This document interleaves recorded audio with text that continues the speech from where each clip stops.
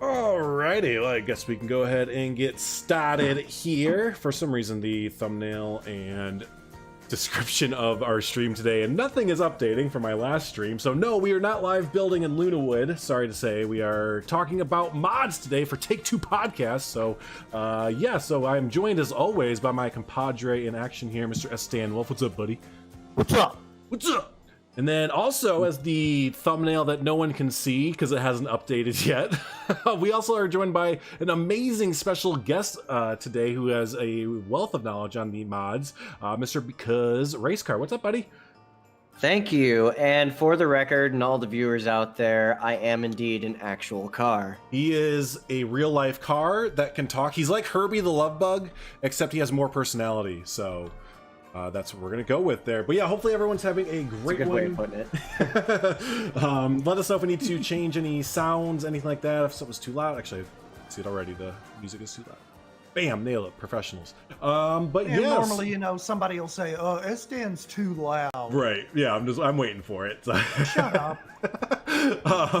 So yeah, like the title says, we're gonna go ahead and hang out in Coal Creek Park today, a park that has not been opened since May. So here we are in Coal Creek. But we're gonna be talking about some amazing advancements in the Planet Coaster modding community. Now, this is not a clickbait or anything like that. This is real. Like, there are real mods and breakthroughs in the modding community happening on Planet Coaster, right? Because Yes. As a matter of fact, I sent you some blueprints of a couple things that I've built. That either actually I've built or somebody else has built for another project of mine. Enter shameless plug here for Penn Island. there you go. Yeah. So a good buddy of mine from California, his name's Kevin, also goes by Mango Tango. He built a Vekoma Hang and Bang, one of those family inverted coasters where you sit two across. We used the aero suspended coaster, and then we used the I forget which model it is. I think it's the Steel Hydra track model. Wow. And then we use the BOA because it's got the two across seating invert seats. So why don't you explain what is, for those of you that people maybe don't know what the hell you're talking about, basically, explain so you're switching tracks and trains around, or what's going on? Basically, yes. Well, first you got to install this OVL file, and you can get that through a link from a Discord server.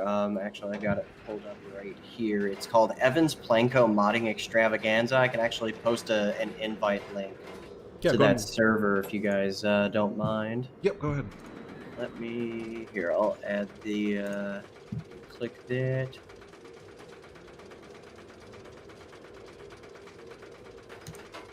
And paste that in the chat. There we go. So that is the that right there is the link for the that's the link to the Discord server where a lot of this is all based out of. And there's simple instructions. There's a little roadmap that they give you with the file itself. You know, you go here, Steam apps, da da da da. You go to your Content 0 folder at the end of it, and then you'll want to back up your original file. Like, I have mine saved on my desktop just in case anything bad happens. You install the file, and pretty much just from learning how they do this and everything, this is what Frontier does when they would go and edit the actual, when they would give us updates for the actual game. This is the file that they would be updating. Okay. So it's your main OVL file, and pretty much these guys have gone in and figured out how to unlock matching or putting trains that don't fit on other tracks. You can build essentially you can take the in-game, the Connie Express, and you can actually make an actual roller coaster out of it. Because the track limitations, as far as how far you can adjust the pitch and roll on the track, you can essentially make a roller coaster. You can make your train, your little transport ride, you can make Right. that thing do inversions if you want. Right.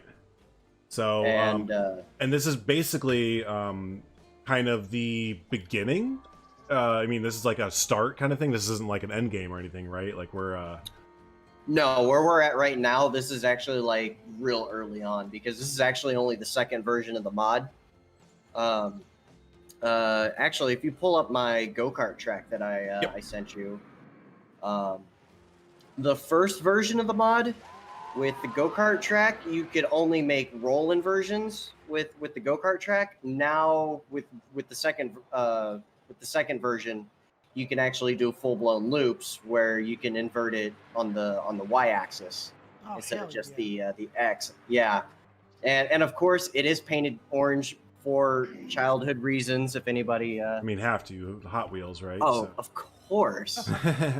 Well, let me ask you this too, Race Car. Is there stuff out there that people are working on they can't talk about yet? Like, is there some more exciting things that are happening with mods that people are kind of actively working on right now that you've kind of heard rumbles about? Let's see. I can actually look on there. I mean, they do have a suggestion chat thread on their Discord server, and everybody's pretty much welcome to join in. And you know, if you got an idea that you'd like to be thrown in for a Planet Coaster mod, you know, they're more than welcome to. They're more than welcome to hear what you got to say, and you know. How many of them are you think are working on mods right now? If you had a rough guesstimate, like, are we talking 5 different people or more than 10? Or I want to say it's somewhere. To my knowledge, I want to say it's probably like somewhere between 5 and 10 people. cool. And then, yeah, and then there's a couple people like Hydro and Silent Member that are doing like some one-off kind of things, like that involves like retexturing things.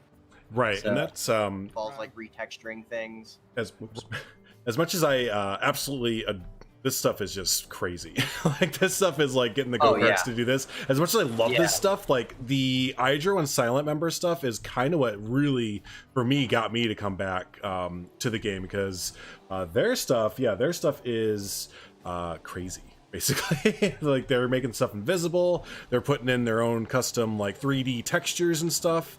So yeah, actually we can show that off real quick. Actually, speaking of the Vekoma Hang and Bang. I saw on your live stream today, you had some kind of funky new little, it looks like you were almost putting down mulch or something. It almost looked like a pack tool or something. It was weird that I noticed today, and I'm like, I think that was Team TK. That. There's some Team TK okay. mulch. Yeah, there's some really cool Team TK mulch. But if you look inside the station here, this is a really good representation here of what Hydro is doing. If you look here, what's missing? There's some. What's going on? Oh, there's no gates, and it's like, thank you. Because yeah, for those of us that like to design ourselves, basically, custom gates and custom. Yeah, no, this is perfect now. Sweet. I don't think we're live, guys. I feel like something went wrong. Because No more station events. No, we're good. I'm on YouTube. It says waiting for BeyondDrewTV still. Yeah, I I'm just watching refreshed it. No, refresh. okay. Yeah, we're good. Okay. Why the heck am I not getting it? So yeah, no more station gates, no more station fences. I pulled up his little thing that he has here that Hydro has. We also have the Sundial. Let me go over here. We're gonna go to the Sundial. The Sundial textures have been redone here as well, so there's no checkered race car things on there. Sorry, but no more checkered race car things on there. That's nice. But so it's a lot of taking away the kind of hokey cheesiness that Frontier like cartoony-ish. Yeah, that they like forced upon the game, because I mean, whatever, it's their game, that's what they wanted it to look like. But all of us realistic or whatever kind of builders were like, yeah, but wouldn't it be great if you didn't do that? So that's like what we did, or what they did, I should say. Give us a realistic version if you're gonna put the weird paint jobs and stuff on. Yeah, exactly. What was another thing here? The RMC tracks. Do you know what this is about? Because is this that we can switch out the colors of the RMC tracks? Um, There was some mod that I installed about RMC tracks. I thought I heard you guys talking about RMC tracks. We might have just made a retexture of them to make them look better. I think Hydro was attempting to reskin it so that way you could color each track separately, like Right. so you could do like Joker. Exactly. Yeah, which I think would be really cool because that would be awesome to see a lot more of. Right. Okay, then, there we go. I got the stream up on mine now. So. Nice. And then another one over here that's really just out there interesting is that you can download different color monorail track colors. So I went ahead and downloaded the pink monorail track color. So if you're building a Candyland or whatever the heck, and you need a different color monorail track, there you go. So there's that. And then yeah, so that's pretty much for the Hydro stuff there. What he has going on and is working on. Yeah, I know of a couple things that I've asked for as far as future mods, and they're not like out of the realm of being like unrealistic. The big one for me, and this is gonna come in handy for everybody that loves to make that genie ride, and if they want their queue to go underneath that little airtime hill, I've requested collision detection be removed between paths and rides. Oh, very nice. Yeah, that's gonna come in handy for that. And there is another thing that I do know of that's in the works because I've actually seen it is Evan, the main guy who's like kind of leading up all the mod stuff. He figured out a way to take gridded pieces and take them off the grid. Oh, so you'll be able to have your brick walls and rotate them on the X, Y, and Z axis. I needed that for like my entire life. That is literally like, I mean, everything we've done so far is obviously game changing, but if you do that, that's a completely different game at that point, essentially. Right. And like being able to change roof pieces however I need them. Damn, that I hope they make that happen. Trying to make retaining walls. Right. Oh my gosh, you can make all the different materials. So, and I see Mr. Doma's. I think Mr. Doma says would love to also have the gates and queue entrances bollards invisible, and I think that is something that is being worked on by either Silent Member, and I think they are actually pretty well all have that ready because I've seen screenshots of no entrance bollards or the gates or anything like that. And then, so also speaking of Silent Member and them, I'm going to go ahead and boop out. I have some photos that I wanted to show off. So the first one here is going to be of the, who do we have? The Silent Member's roof. So what we have here is a photo of, on the left-hand side is Silent Member switching out the textures for the in-game roofs to be like a 3D texture.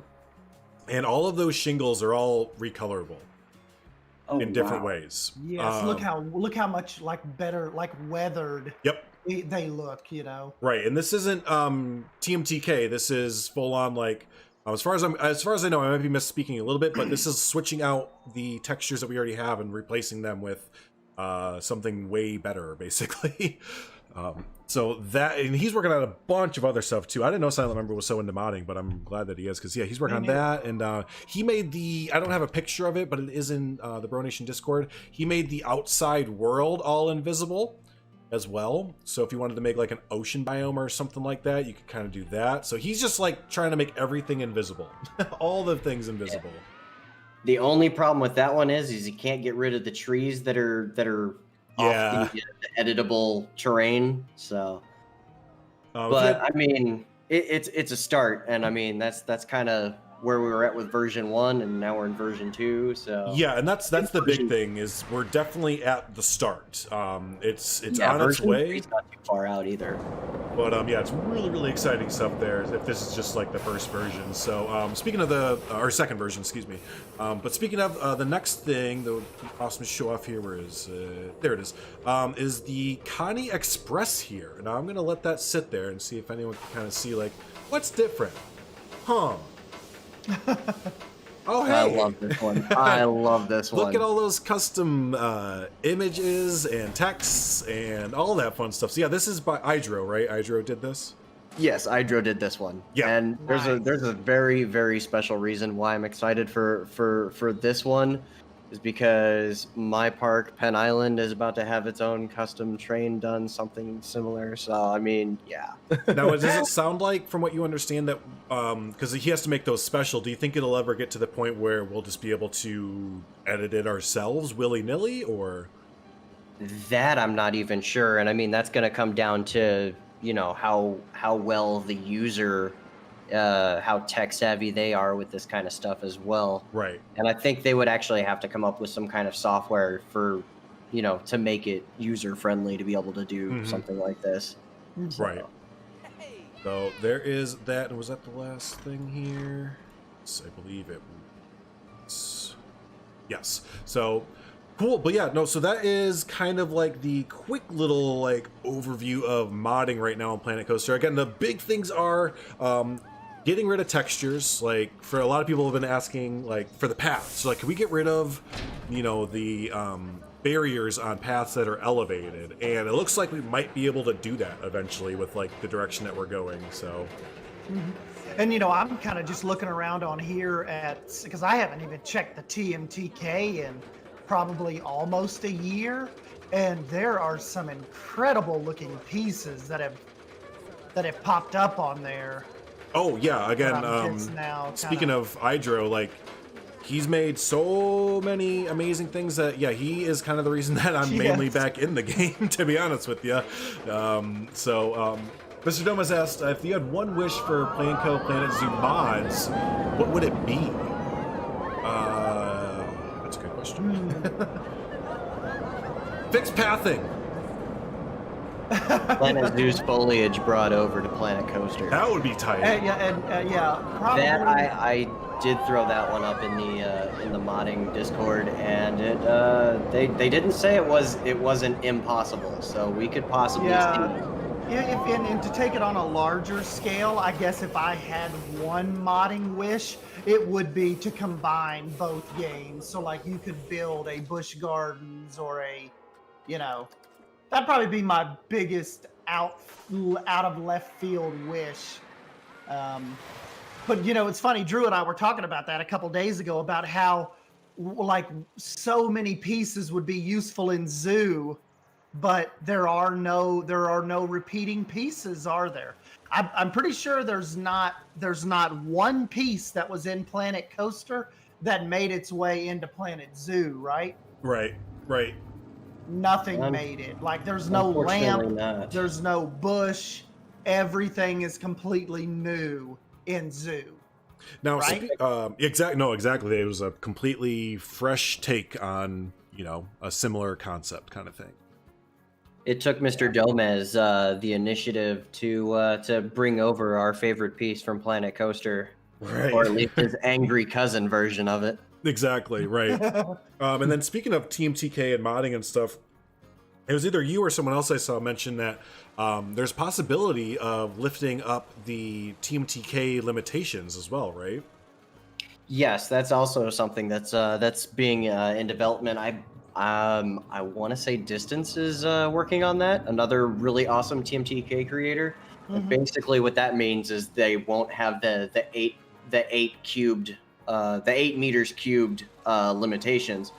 The dimensions that they'll have to be able to work with as far as creating TMTK items isn't going to be limited to just 2 grid sizes. Right, and I mean that would, like, if that makes me think immediately, like, okay, Mike, then you can make your trees, and then we wouldn't have to worry about importing Planet Zoo foliage over, because we could just make Mike build all of our trees for us. Not only that, but then you can also have creators, because you can also animate your TMTK items. Right. You can also have creators make your implied flat rides, and then they'll come to life because you can animate them. Exactly. So I mean, think of like all the what's a big kiddie rides, right? Kiddie rides, fairground type rides or whatever.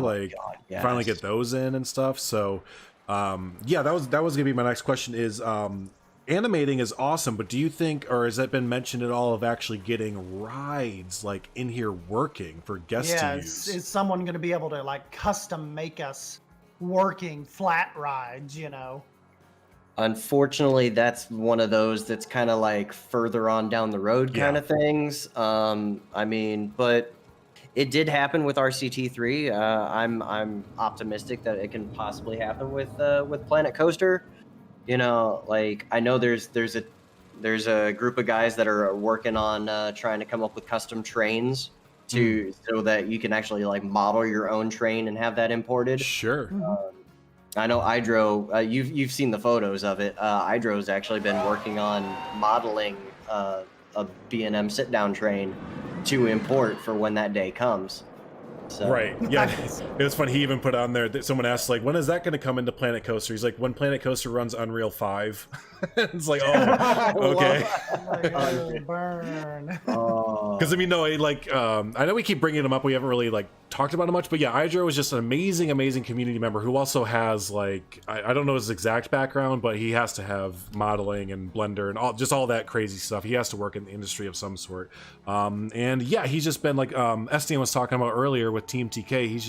He's been the dude to do TMTK stuff, if you're a realistic park builder, basically. And then yeah, he's also messing with a lot of mods and retexturings and stuff like that. So Hydro is mine. You can't have him. He's on my Penn Island build crew. So that's fine. I got enough people on the Lunawood crew. We're stacked.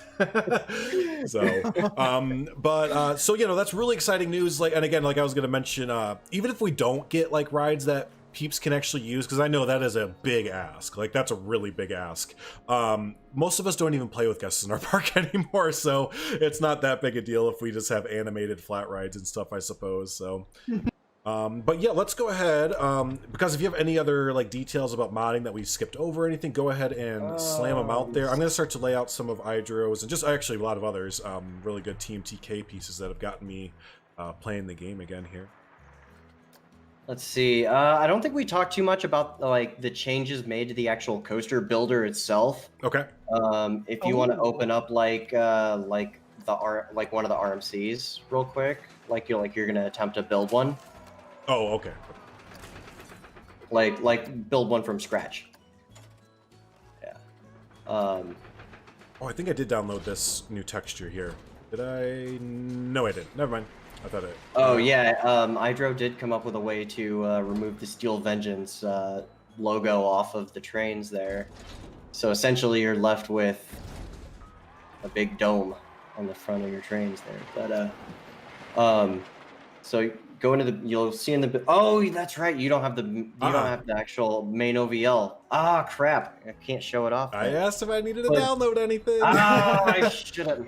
All right, so what should be happening right here is that instead of a 4-meter track length as your shortest one, they've reduced it down to 2 meters, correct? You can actually go down to 1 meter. 1 meter. So those of you who are crazy enough to not have fun in this game and build 1 meter, there you go. You can do that if you want to. Now 1 meter. Now we've actually in my project, and this is kind of coming up in like a couple episodes. We've got a coaster where we managed to actually need to use the 1 meter method. Not for the whole coaster, it's just for like a very small section. Mm-hmm. We ended up building a custom hold brake for the dive coaster. Go on. Using the friction track pieces. Now it doesn't look like a hold brake would, but we're gonna try and disguise that as best as we can. Right. But it looks like when you're watching the train from off in the distance, it looks accurate to real life. Like it kind of creeps and then it lets go, and then we can shape the rest of the drop a lot more realistically as well for our dive coaster. Yeah, so no, again, like you those folks who love to just nail down the as accurate as you can get balls to the wall coasters and stuff, sounds like you all are going to be able to do whatever you need to do to get. Oh yes. And then the one thing I really wanted to show you, I totally forgot to have you download the actual mod itself, because I was thinking, oh yeah, you won't need it just for plopping in the thing. But so okay, let me before I go off on this, if you download a modded thing on the workshop, you can upload modded stuff to the workshop for one, and you can install and download these modded files, just like you see Drew has in his park here, without having the mod. Now, if he goes to try and edit my go-kart track, if he like messes with one of the inversions or the overbank turns, he won't be able to get it back. So he'll pretty much just have to delete the blueprint Start over. And then just place the blueprint down. Right. Right. So yeah, if you would like to mess with stuff, for sure, get the OVL files off of their Discord. It's really easy to. They don't make it a secret on how to install these things. They're gonna. And I mean, like, if you know somebody that has the mod, more than likely they have it shared in a Google Drive folder, and all you got to do is just ask them to. Like, if like half of you guys like swarm my Discord inbox with, "Hey man, let me get the mod," I wouldn't be mad. So I have it ready to go, by the way. So nice. But yeah, the thing I was gonna show you with the coaster designer, but so you'd be able to build launch segments of track for coasters that don't have launches on them. So we can make launched RMCs, we can make launched in B&M inverts, we can make launched flying coasters. So I believe a couple of our friends over in Europe are already working on fly recreations. Wow, really? Oh, nice. Yeah. Would our launched RMCs be more dependable than Lightning Rod? I would say probably so. Well, now the only thing is with the launch track for the coasters that don't have launch segments already in them, the track section will be invisible, so you'll have to like basically cover it with another section of track, like basically how you would go about making a it's the same method as how we make transfer tracks, right? Or if you're making your except you want to make sure that you match the angle. You trace over it with as far as that goes. Yeah, yep. That's how we do like two catwalks on either side and stuff like that. Yeah, for sure. Yep. Sure. Mm-hmm. Cool, but yeah, no, I'm just kind of placing down random TMTK things. I see you place my most recent favorite piece that Idro has made, because I've been working. I'm actually working on making a freestyle Coke freestyle station. Cool. Yes. Those are big in the parks. Yeah.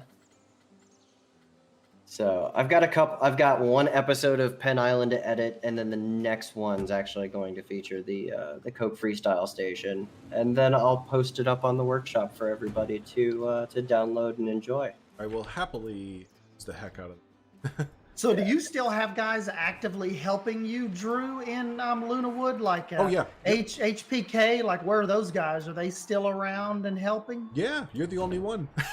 Oh, hell. You're the only one that's not come back. We've been messaging each other on our Discord server. Oh God, you bunch of nerds. Yeah, come on back. Time to finish out Lunawood. The last time I was in Lunawood was June 18th of 2019. Nice. Then you're more than due for a build, aren't you? Damn, I'd like to. You know what? I'm gonna go in real quick, and I'm just gonna see how, because that was on my old rig. I want to go in and see. Let me see if I have the most updated version. I know you guys were tagging me as a contributor in it. Go in and fly around and see how nice I can fly around in that. I don't know if they've done any updates, but I can say for certain that whether it's my computer or what, the game runs a lot more smoothly than it did the last time I played. Like, bar none. I'm getting, like, in Lunawood, I'm getting about 20 to 30 FPS, even when streaming and playing music and all that fun stuff. Okay, the latest Lunawood I was contributed to was Lunawood episode 21 from March 23rd. Are we way past that? Yeah, we're way. Let me look. Let me look. The hippo said, "What's that?" Drew, while you're placing down TMTK items, you want to place down a specific inflatable items? Yes, yeah, I will. Just one second. Oh man, This this is why Hydro is mine. There you go, Stan. That's the lead. Yeah. June 18th. So yeah, again, for those of you that come in, I know we kind of stopped talking about the mods a little bit, just because, again, it's not that there's nothing going on. It's just we're like right at the beginning of the modding. It basically feels like. So, that's what that's called. Relatable. So if you missed it, the mods that we have going on now are what you can see in the background with the go-karts going nuts. Basically, the turned some monorail track colors pink. We can switch around.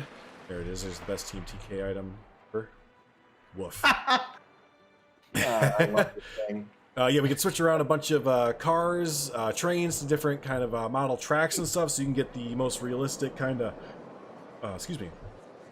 most realistic kind of combinations and stuff like that. So, yeah, no, we're like right there, right at the cusp of it. It's really, really exciting times for Planet Coaster and modding, and it's kind of like a mini like Planet Coaster Renaissance is going on right Actually, now. you know what, Drew? To answer Mr. Domez's question about what my ultimate modding fantasy would be for Planet Coaster, you know what it would be. What? Resizing objects. Oh my gosh, that would just be next level. I don't think they could even do that in the modders because of the textures that they used for in-game items. I think that would be my ultimate mod wish. Yeah. Be able to resize items, What's up, rocks, all the fences. Right. I think that you could maybe, like, if they could ever figure that out, I bet they'd have to make, like, all new TMTK pieces to get the right textures and whatever to actually do it. Because as far as I know, it's, like, the actual things in the game, like, if you started stretching out, like, let's say, like, the trees or something, they just start to go, get pixelated. Yeah. Well, and just... and here's another thing that I have in my notes here to ask you gents, you two gentlemen. Yes. Do you think, with what we're pretty much sure Planet Coaster 2 is probably in development? Yeah. Do you think that a lot of this feedback from the original, the OG here, is being taken into consideration? Or is Frontier going to Frontier and they're pretty much making the game they want to make, not the game that we kind of asked that, like, not the game we kind of wish they would have made this? I mean, if Shantae's Shantae's still pretty much calling the shots on what they want to build, and I'll do a two-sided answer with that. If Shantae's letter or responses to the community letter that the Planet Zoo nerds gave to them are any indication, yeah, they'll listen, but are they going to listen as much as we want them to? No. So, No. If they don't change pathing between Planet Zoo and Planet Coaster to Planet Coaster 2, then that's just dumb. There's no other way to put that. Like, they know how much people hate the pathing. I know. If the pathing remain, like, if they can't fix the pathing, it's time to go with a different engine. Well, that's the thing too, right? I'm sorry. Do we expect Planet Coaster 2 to be on a form of Cobra, or that is a big question. What do you think, Race Car? Does the next Planet Coaster come from Cobra, or does it come from Unity or Unreal, or what do you think happens with that? I got a feeling that it's going to be another continuation of Cobra, because how long has Cobra been in service? Since like the early 80s, I believe. Feels like it, but yeah. The answer that I want is for them to be like, no, we're not going to use Cobra, but I wouldn't be surprised if they and another. And the problem is we've given them so much praise on the lighting steps that they've taken with Planet Zoo. I feel like people in the office, producers, whatever, programmers would be like, you have to look how far we've progressed the engine with Planet Zoo. You have to let us create the next Planet Coaster with Cobra. We're making such strides, even though nothing was changed with the pathing. But there's people are still, you still kind of have to have a pretty beefy rig to, I feel it's kind of like Mr. Gomez said, I feel that Frontier is in the same boat with Cobra as Bethesda is with with Fallout. Yeah, they know they need to get with the times, but they've put so much money into it, and it's their baby. Like they take it so personal. We won't get a break from Cobra. The David Braben won't allow it, is what I'm saying. That's their child. Right. And they're gonna go down with the ship with that.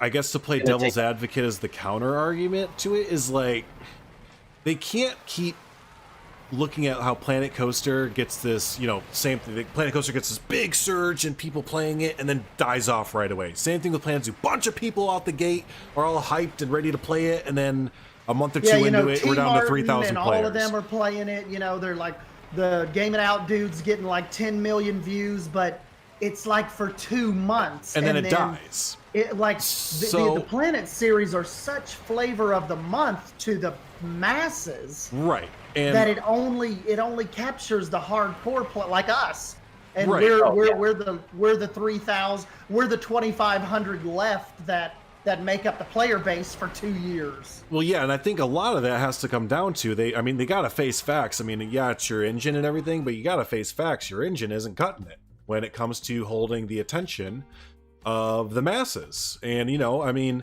what's better, to have an initial big pump up, or to have a game that lasts 4, 5, 6, 7, 8, 9, 10 years down the road that keeps getting money?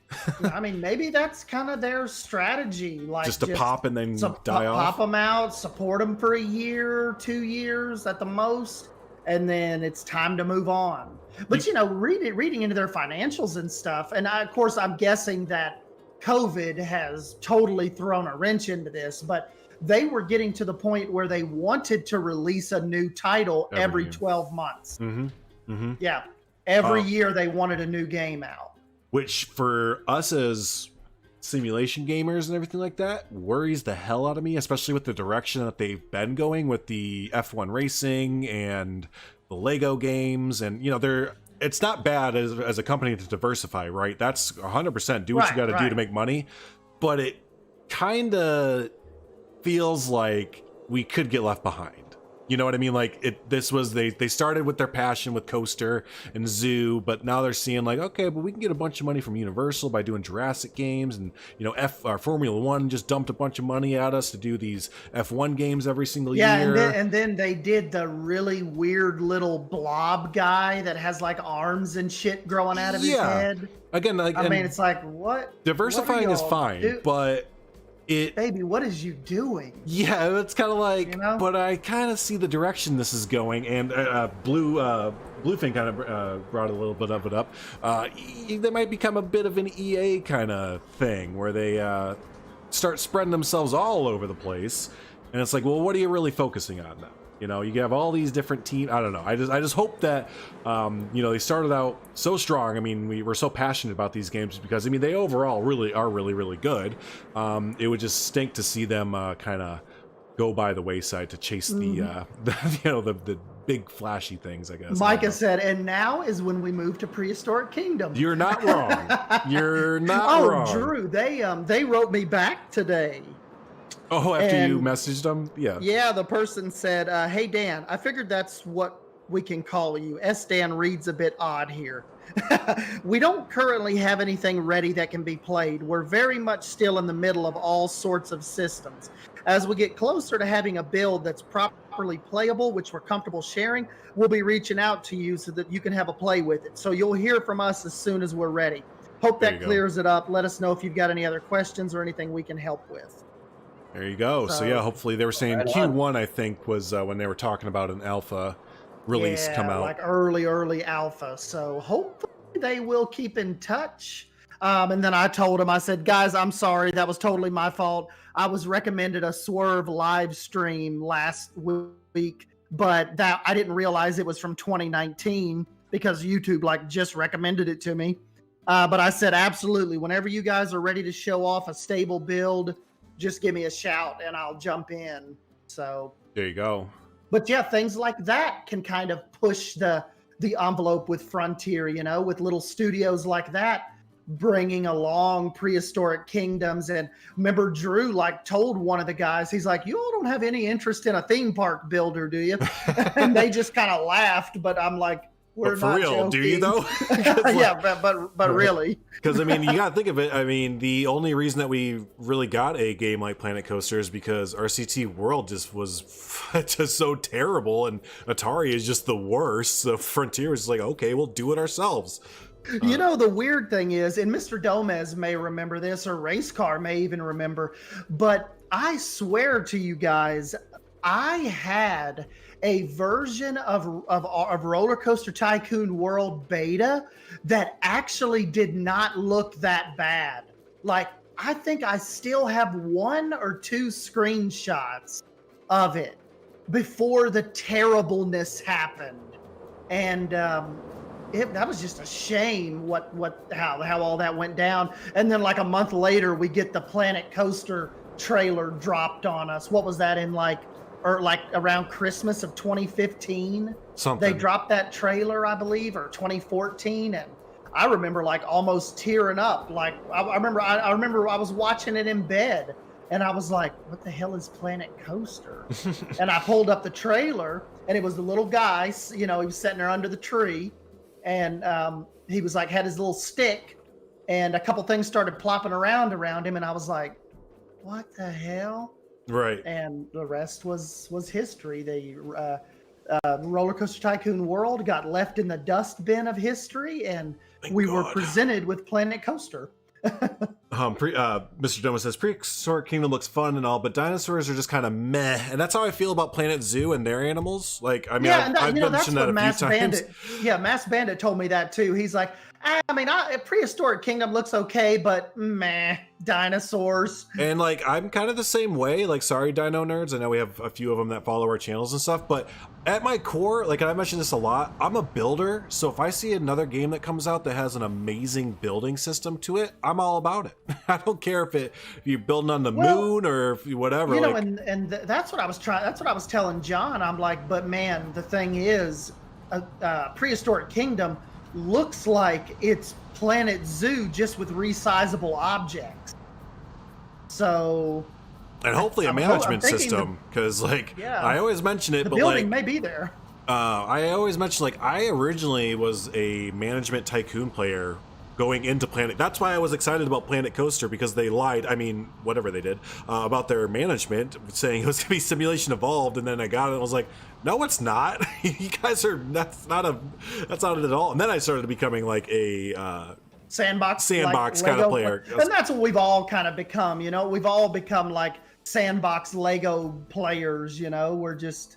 It's kind of what we've fallen into. Right. So, I mean, that would be awesome if we could get Prehistoric Kingdom and actually have like an awesome sandbox builder that actually feeds into the gameplay as well and isn't just shallow as heck. It was weird. There was such a leap for me because remember, before all this, I come from the RollerCoaster Tycoon 3 world, and when Planet Coaster come out, it blew our minds. Like everything we thought we knew that looked good.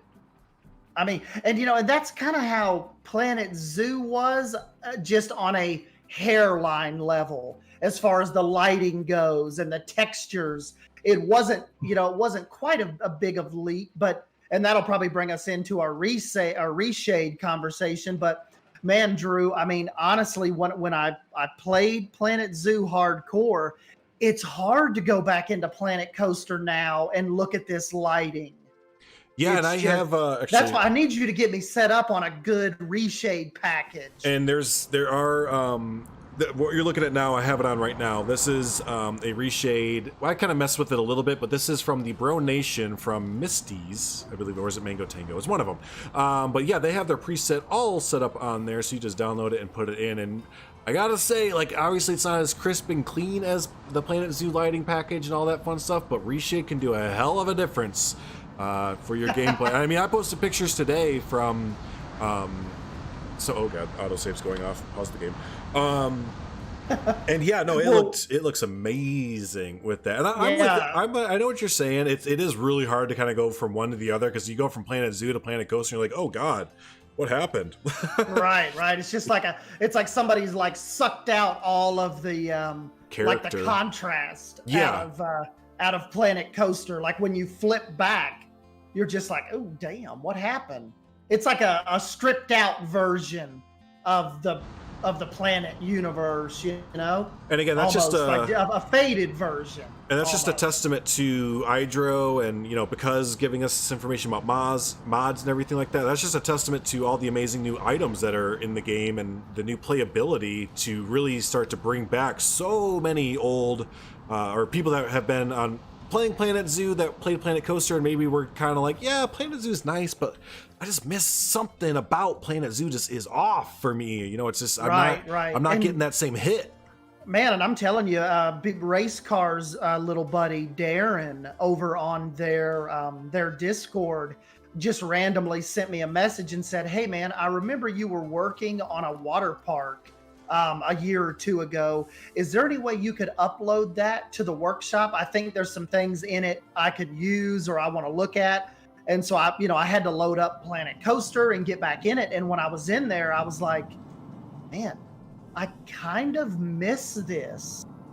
Like I was just kind of floating around over the slides and the tubes and the pools. And I'm like, I could get back into this. There's just a different kind of, there's a different kind of energy when you're building a theme park. Like when I was building today on my stream, and I streamed for 4 hours today. I didn't even realize it because there's just, when you're building a zoo, you can't sit there and build you can, but if you're like us, we kind of like to build semi-realistic-ish. You can't sit there and build like an old mining town that's blowing up because there's a flood coming and stuff like that, and then put an animal in it. Like, that's just weird. Yeah, and you can't really flesh out a quote-unquote like main street because zoos don't really have main streets or you see me in Suyana, I try my best to add in shopping districts, but zoos don't really have that. It doesn't feel right. There's one big gift shop and that's usually at the exit, but with Planet like building a theme park, yes, you need shops and merchandise and restaurants and theaters, and like see how just wide open theme parks are compared to building a zoo. I think a lot of that kind of comes down to Frontier dropping the ball for Planet Zoo, because it's not like zoos are boring. Like, we all love zoos for the most part, and we like going to them. Oh yeah, 100%. Right? Yeah, I was gonna say, because you were just talking about that. For me, like, I tried the Planet Zoo thing, and like, I rode the new hype train thing, and I once I started to like find my groove in the game, it just felt like work. And you went through this phase like towards like kind of the dying phase of Planet Coaster up until before Zoo came out, where like everything just feels like work, and and I'm like, we're like, okay, I can build for hours in Planet Coaster myself, because like I'm just more versed in theme parks, like you just build whatever, like however theme whatever you want, and then make it backstage and whatever and make it function, and like just like today, I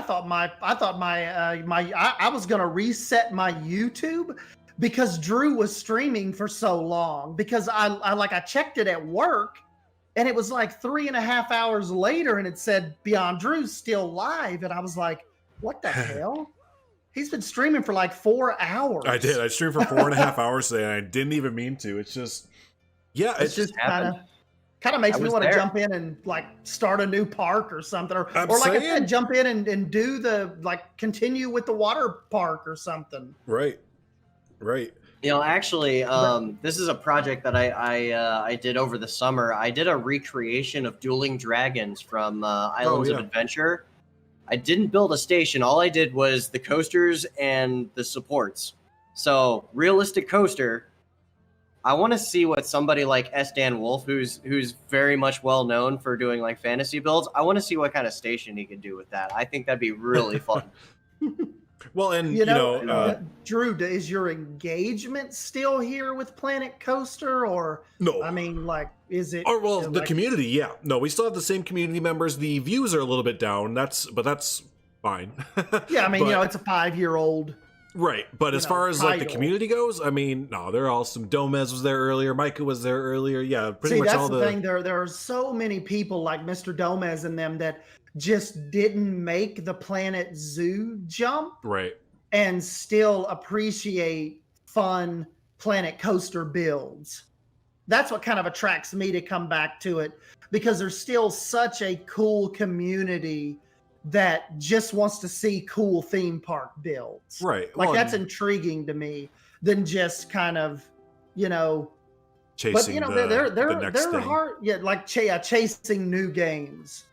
But on the flip side too, and I think Mr. Domez and them understand this, there are a lot of hardcore passionate zoo people too that give two squats about theme parks. Exactly. Yeah. So I mean, it definitely kind of, but that's what's so cool about the position like that Drew and I are in. We're both, even though we kind of left Planet Coaster behind a little bit, the communities are still there. That's interesting to me, Right. They are still hardcore Planet Coaster people out there. Well, it's like I posted a picture on Twitter, and it was like, it felt good to be back in the game that started it all. Because I know Estan, you posted a lot for RCT3, but I'd say your YouTube, really taken off was Planet Coaster. Oh, right. Like before Planet Coaster came along, I was making videos for like 13 people. Like, well, that was my sub count. My first video I saw of yours was the Hulk recreation. That was I was literally making videos for like 11 people. And then Planet Coaster come along, and I was able to just kind of, make that leap early. I got in like the Coaster Head Club, an early backer of it. And I started talking in videos. Remember, there's no RollerCoaster Tycoon 3 video that all I didn't even own a microphone. Yeah, it was all cinematics and music. And so, I would say Planet Coaster really started my taking YouTube more serious than just, because then with RollerCoaster Tycoon 3, you would work on a project for like 3 months. And you would film it, and you would do one video, at least I would, because I wouldn't do the time lapse and all that. And you put that video out, and then you would go back to work for 4 or 5 months on your next ride. And so that the whole Planet Coaster thing ushered in, for me, the time lapse and making like semi-daily videos out of it, when I was used to putting out a video like once every 2 months. So it was, definitely an interesting title, interesting time for us to kind of come of age with our YouTube channels. Yeah, no right kidding. When Coaster was starting. Exactly. So I wanted to get because before, I don't know if we're wrapping up or not, probably not, but because tell us about Penn Island. Okay, so Penn Island, it's a good old-fashioned it's what I like to refer to it as like the Cedar Point of like the West Coast, because there's really not like any like mega sized amusement parks over on the West Coast aside from Six Flags Magic Mountain. And like the stereotypical thing with all the Planet Coaster players is their mega parks all take place in Colorado. So yeah, right. You'll just be pretty close. So we've got this myself, Idro, Mango Tango, Pretzel, Blue Jay, and Josh Amos. We're working on building this. It's heavily inspired by just all the Cedar Fair parks. A lot of Knott's Berry Farm, a lot of Kings Island, a lot of Cedar Point, a lot of Carowinds, and essentially we're going for like that hyper realistic park. Our main inspiration was, of course, No Name Landia. Mike and John being the pioneers of, making realism and, putting that out on YouTube. And Mm-hmm.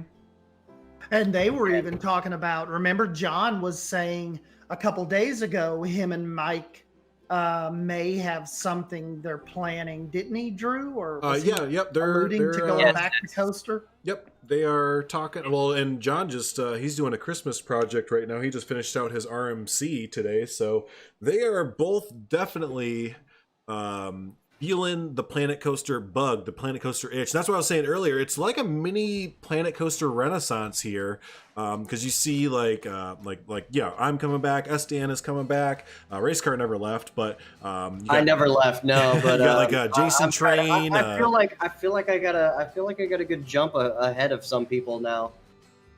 Yeah, and remember, I started a whole park like 4 months ago. And then you finished it like 3 days later, right? You built so freaking fast, man, and it's so hard for me to like keep up with your content, and like now that you're streaming, it's so much easier for me to catch up with you. Yeah, that's what I've gotten some private messages like that too, saying they because I didn't hardly ever film time lapses much before this, and people are messaging me saying please keep the streams going. It's like become a part of my evening now. Oh, streams are. Yeah, it's been fun. Yeah, are good. Yeah. Oh, Velho's telling me not to call him out like that, so this is me not calling him out. Who? Calling what? Who? What? Here? My good buddy Chris Velho. Yeah. Oh. So. Bluefin said 4 to 5 in-game months or real-life months. No, really, like RollerCoaster Tycoon 3 for me was like a really fleshed-out ride. 3 months sometimes before you'd really finish it up and be ready to move on. Now, sometimes you'd have simultaneous projects going on, but a couple months usually between projects.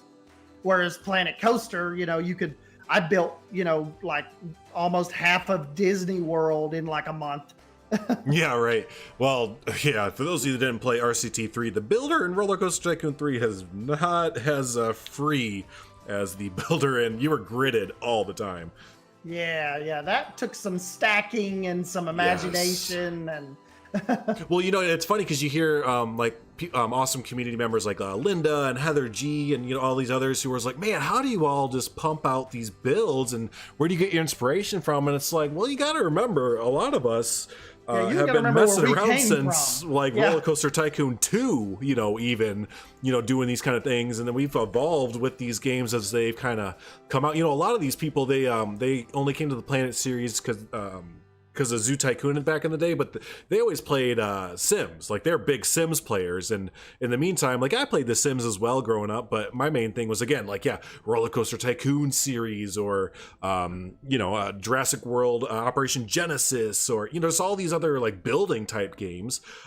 So it just becomes second nature when you're essentially been playing these kind of games for 20 plus years now. Mm-hmm.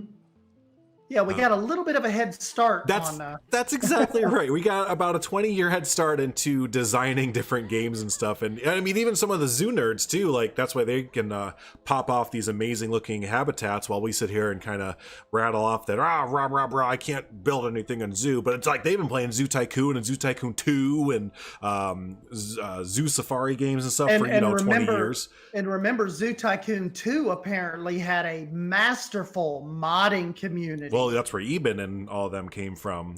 Is that where he came from? Mm-hmm. Yeah. I keep calling him Iben, so it's Eben. He won't ever correct you because he hears it all the time. But it's Eben. I don't know why I kept calling him. What's up, Discord? That was a bird, and yeah, those of you that play Planet Zoo, Planet Coaster has birds in it before Planet Zoo does. So suck on that. A few birds in there. Every day, all day today during my stream, I was like, hey, Planet Zoo people, you want to get really mad? And then I pause the game and be like, look, it's a bird. There's a bird. Yep. Oh, I was laughing hysterically at all that shade you were throwing earlier today. That was great. Oh, but he can't help but do it, though. He just can't help but do it. I would have been doing the same thing if it was me. Right.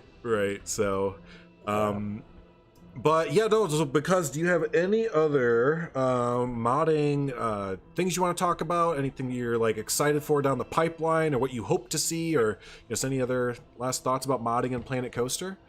Pretty much gonna refresh, a little bit. Things I'm excited for: the gridded pieces taken off the grid, the potential of Planet Zoo foliage coming to Planet Coaster is gonna be a big one. That would be amazing.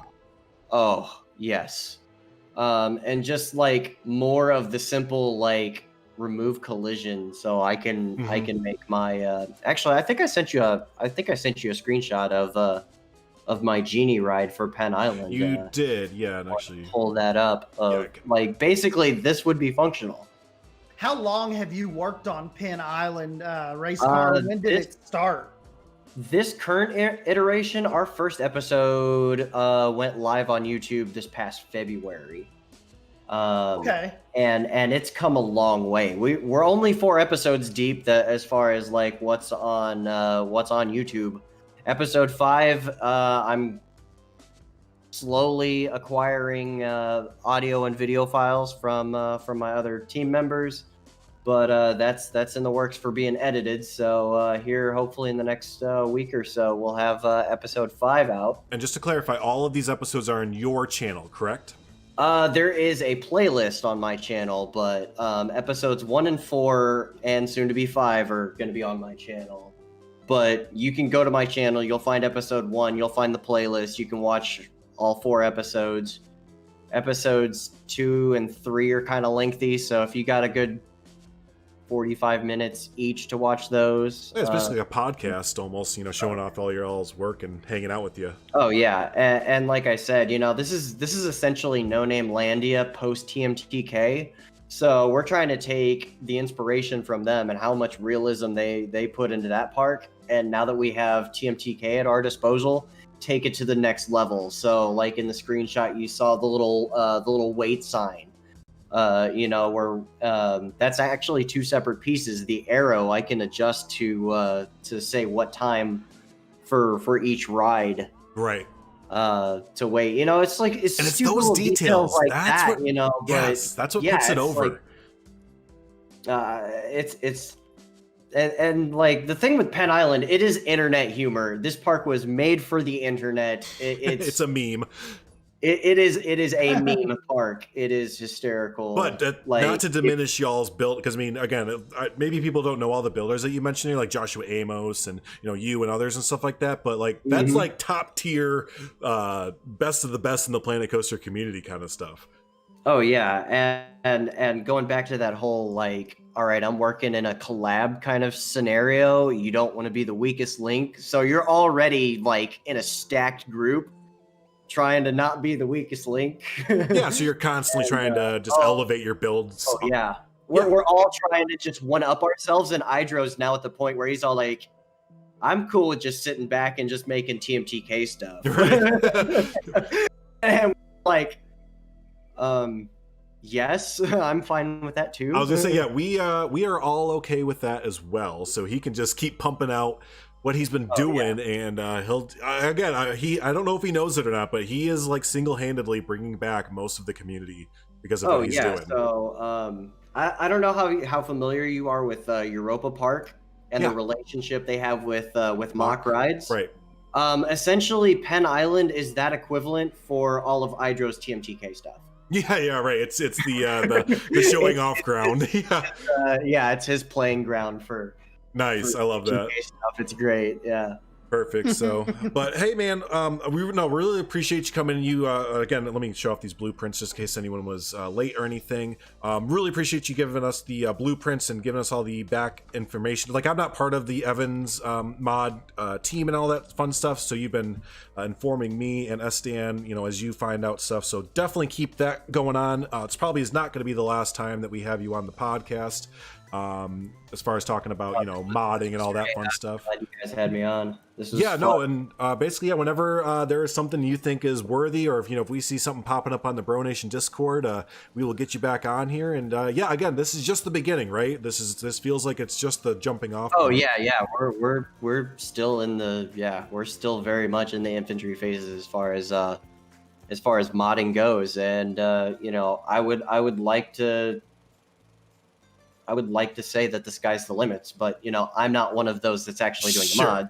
Sure. But I've got a decent idea of what's realistic and what's not. So. Right.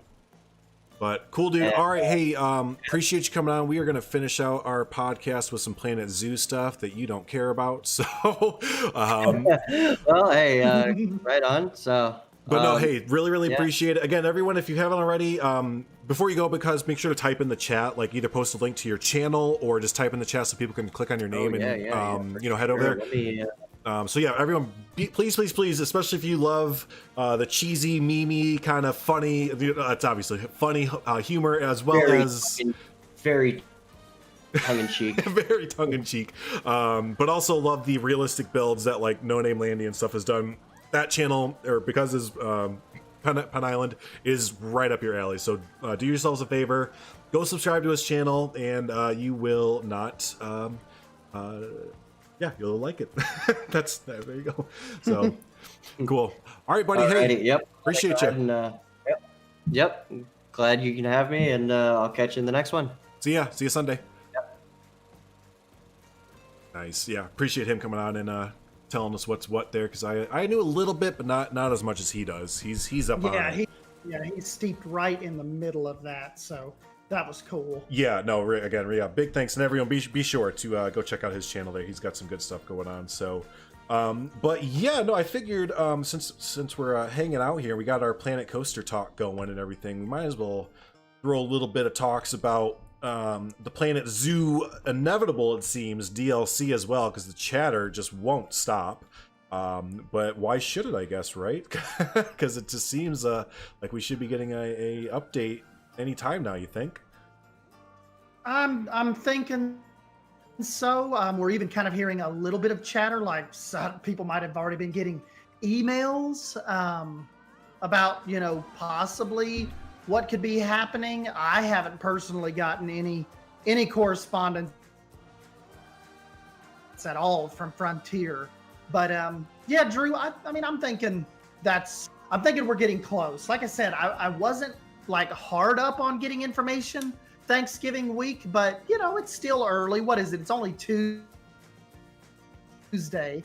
I still think we're a week or two away.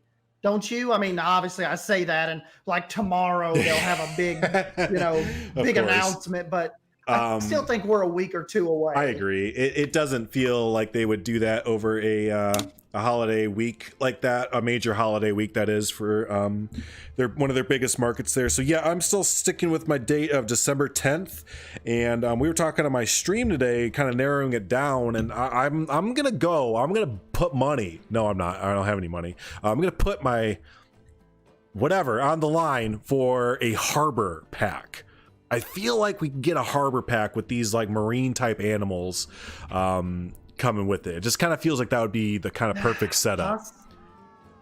Possibly this time. I mean, I have absolutely no clue. I mean, this is going, whatever it is, it's just going to be out of left field. I mean, I have no direction to even tell you what they may be going, but the seals and the otters and like that gets me pumped. Like I'm still pretty pumped about that slip up, but I'm just still so unsure about those being split up or coming together or not knowing. Yeah, and if we're going off of what seems complete as far as the files go, the Sun Bear won't be coming in this update, and that seems to make sense. But all the other ones seem to be far enough along that they're able to have juvenile files and female and male and all that all worked out. So yeah, you couldn't do like a regional type DLC with them, could you? It doesn't feel like, because they're from all different parts of the world essentially. So it feels like they'd have to do like a specific theme kind of thing or what have you. So yeah, and that's kind of and that's the thing, Drew. I think that this next DLC is going to like show us the direction that they'll go until they stop developing it now. Like I think this is going to be a pretty telling DLC. Like this is going to be a good indication of okay, this is what we're getting now, you know, and it's plus too, a lot of people are wondering if this stays as the 4-animal blueprint. You know, Right. is this one going to, like, okay, a lot of people are telling me if this DLC only has the 4 animals and the exhibit animal, that's what it'll be from here on out.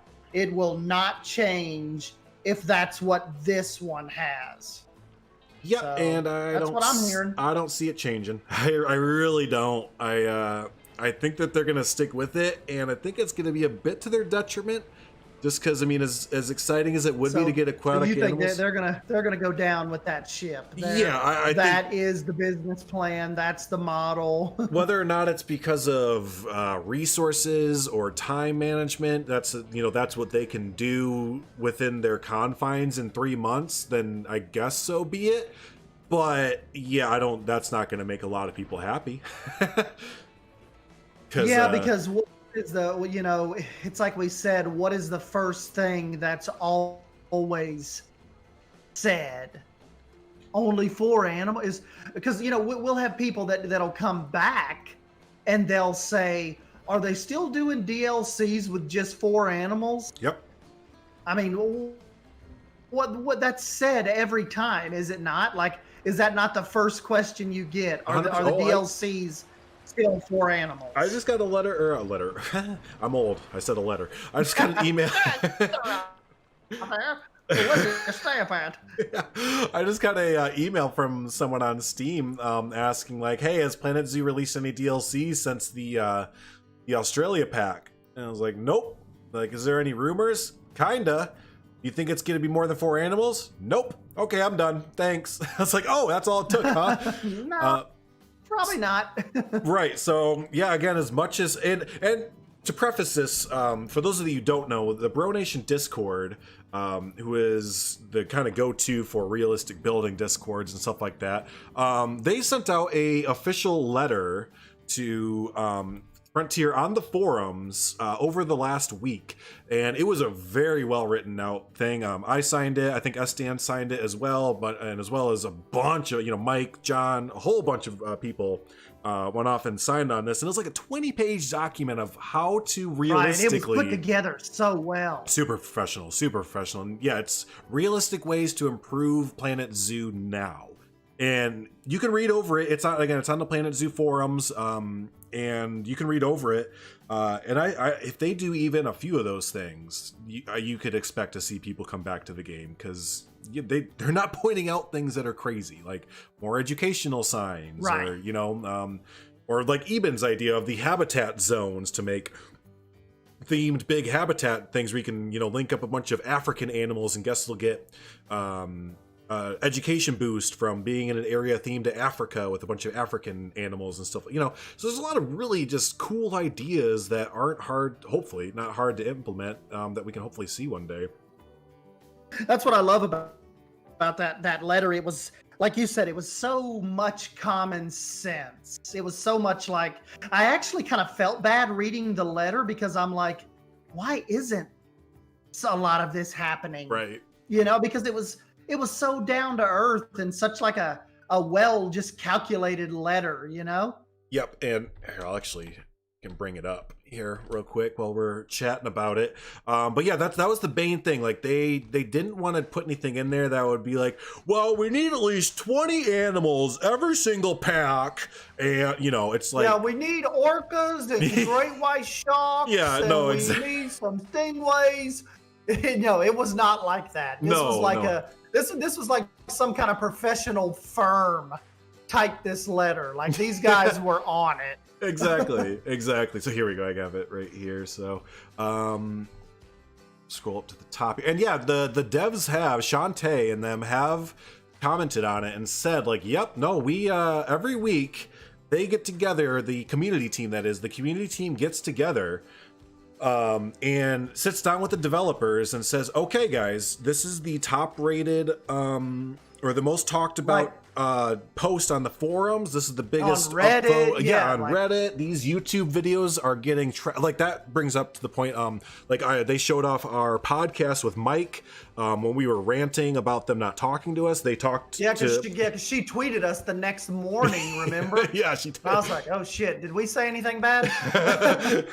So but all that being said, they have you can see right here whenever a green comes up there, that's Shantae right there saying like, hey, all the devs wanted me to say thank you for the enormous effort of working together to write this to us. We find it really incredible and heartwarming that you are passionate enough about Planet Zoo that you would do this, and we really value your input. The team had a look through it today, and this was last Friday, so over a week ago, and we'll continue to refer back to it as well. Thank you truly for doing all this. And she even goes back to like respond to people and stuff like that. So that was badass. Right. And they do that a lot on the forums, and this kind of is a continuation of all of our talks here, but not getting communication, but whether we like it or not, they mainly communicate on the forums. Like that is just what it is. Right. It's apparently 2007 and we need to talk on forums still, but but yeah, if you want to get in contact with Frontier about anything, or if you have ideas or anything and you want to get direct like feedback right away, just about the forums are where it's at. The forums are really where it's at. Yep. But this was really pretty cool to see her get on here and respond like that. And they must be doing it because she told us the same, she's like, I remember she even said, wasn't you telling me, Drew, that she had wrote somewhere like she had got caught up in a stream or a podcast last night, and you were thinking like, I bet you that was us, because who else was doing like an hour-long stream? I didn't hear that. No, that wasn't for me. I didn't hear that. Yeah, somebody just told me that maybe it was Linda. But one of them told me that Shantae was actually at home, and she had put somewhere that she was taking in feedback from a Planet Zoo stream. There you go. Look at that there. So, Hollerish, how are you doing? You're waiting to hear Estan. There is Estan.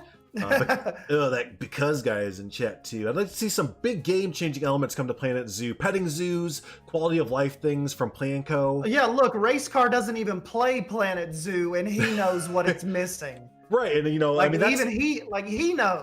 He even has ideas to Coaster guy. Right, he even has ideas that would like probably bring him back over to the game, because it's not like he didn't play it or anything. He tried to play Planet Zoo, it just didn't tickle his fan. And I was talking to him last night about him wanting to go visit the St. Louis Zoo. So it's not like he hates zoos or anything. He likes them just as much as the rest of us. But when that zoo game when the zoo game isn't hitting like a zoo game, it's hard to play the zoo game.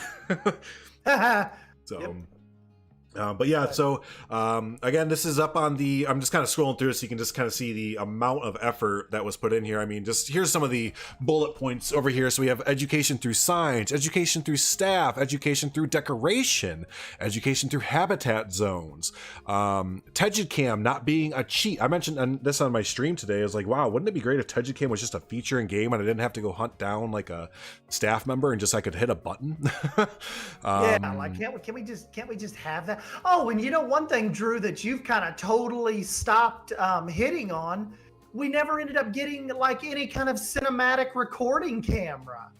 Oh, like no, that's RollerCoaster Tycoon 3 and, right, and all that. Remember, right. Like no, like if not just for YouTubers and stuff, but a cinematic camera. Yeah, no, I mean that stuff is never happened. Really cool. I mean, was it RollerCoaster Tycoon 3 or City Skylines that you could set up multiple nodes that the camera would travel to? Yeah, that was in RollerCoaster. Yeah, RollerCoaster Tycoon 3. And you can make just some amazing. I mean, we can kind of do it here, but we have to like build a flying coaster and have it be like a million miles up in the air and zoom in. Or the robotic arm thing. Yeah, I mean, there's ways around it, but exactly. Like that's the thing, is that all these things that we like had in other games or like whatever, it's like we can do it, but we have to do like a bullshitty kind of a workaround kind of thing to get to what we want to do. So it'd be nice if we didn't have to do bullshit. Essentially is what it comes down to. And Gordon said you have the cinematic mode you can view animals from. Right, where it kind of fixes on. Well, I mean, that's the same as if that's the same camera that they give you for. I can't find any guests right now, but it's like the same guest cam, basically. Yeah, so they kind of have, or not the guests, my bad. The roller coasters. We kind of have it with our roller coasters, right? But it's automatic. And it doesn't, there it is, cinematic, and it doesn't work that well. Like, yeah, it gives you these awkward kind of angles to start at. So yeah, no, like, we definitely would like one that we had in, like, yeah, RollerCoaster Tycoon 3, and City Skylines has it as well, where it's, do I have this? Oh, I didn't have it testing, that's why. But yeah, more control. Just always need more control, please. Yep, and foliage. Remember I said at the beginning of the game, or like when we first started this, Drew, I'm like, and remember, if anyone at Frontier is sitting around in a meeting and someone says, do you think we have enough foliage? No. More. You do not. You can never, that is an open-ended, you can never give us enough foliage. Right. Oh, hey, what's up, Debbie? How you doing? Yeah, this is Coal Creek Park. Good to see you, Debbie. Haven't seen you in a little bit. Yeah, no, that was I mentioned it today on my stream in Lunawood. I was like, oh my god, the lack of foliage in Planet Coaster is abysmal in comparison to Planet Zoo. Like, it's just, that was my hardest thing. I was like, oh, there's like so many bushes and like trees from Planet Zoo that I just want to like sink into the ground right now, but I don't have them. So yeah, no, more foliage, please. This is why I don't like the cinematic camera on Planet Coaster. It's crazy. We are underground there, sir. Yep, it kind of. So, but oh man, so yeah, no, that I don't know, anything else you got for today? Kind of a quicker episode. We had some really great stuff to go over, but yeah, that's interesting stuff those guys are kind of working on, you know, especially like Hydro and Silent Member just barreling in head first to try to make some of this happen. Just interesting. Yeah, no, this is about we should mention, like, this has been the culmination of probably like 4 years of work off and on, and not by always like the same people. Because I remember back in the day when there was someone, I always forget his name, but he was able to do the Connie Express and make it go upside down. Like, he made a loop-de-loop with the train in the game, and that was, everyone's like, okay, here it is, we got modding, here we go. And that was like 4 years ago, and then poof, nothing. And then this is like the biggest breakthrough in modding in Planet Coaster that we've had in a long time. And you have, again, some of the like best kind of like community minds being put together right here. So yeah, no, and look how many people it's caught the attention of. I mean, look, even we're doing a podcast on it. Exactly. You know? Exactly.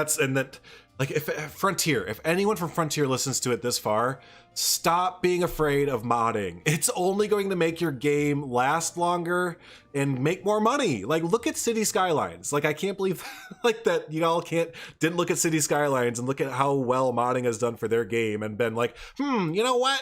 Let's not do that. Like, let's let them in there. Right. But Drew, now doesn't that always though? I think you were telling me it comes back to their Elite Dangerous fear. That's the thing, is that if there is like the rationale, quote unquote, behind it, it is that all of their games, and I mean all of their games, every single one is connected through the Cobra engine.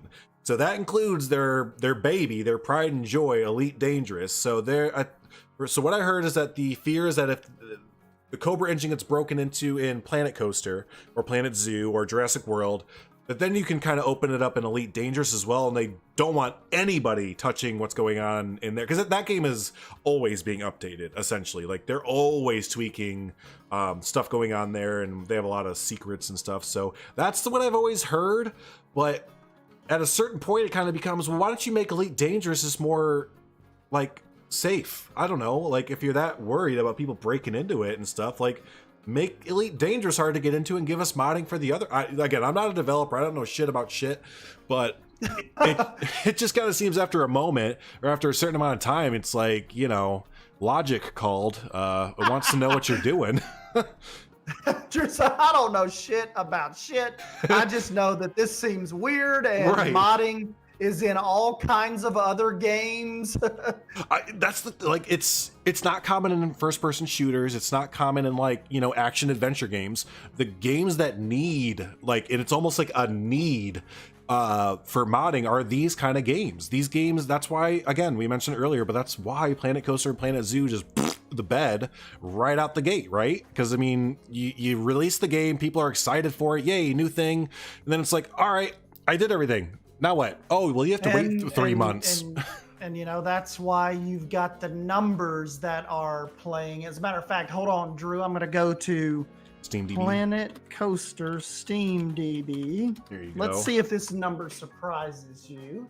May surprise us, but let's just see. Right. 1,437 people in game right now. What game? For Planet Zoo? Oh, Coaster. Okay, that makes sense. What about Planet Zoo? All right, Zoo, right now, as we're doing this, there are... we'll check the DLC box as well. There are, 1,961 in game. Are you telling me there's only a 500-person difference, give or take, between Planet Coaster and Planet Zoo right now?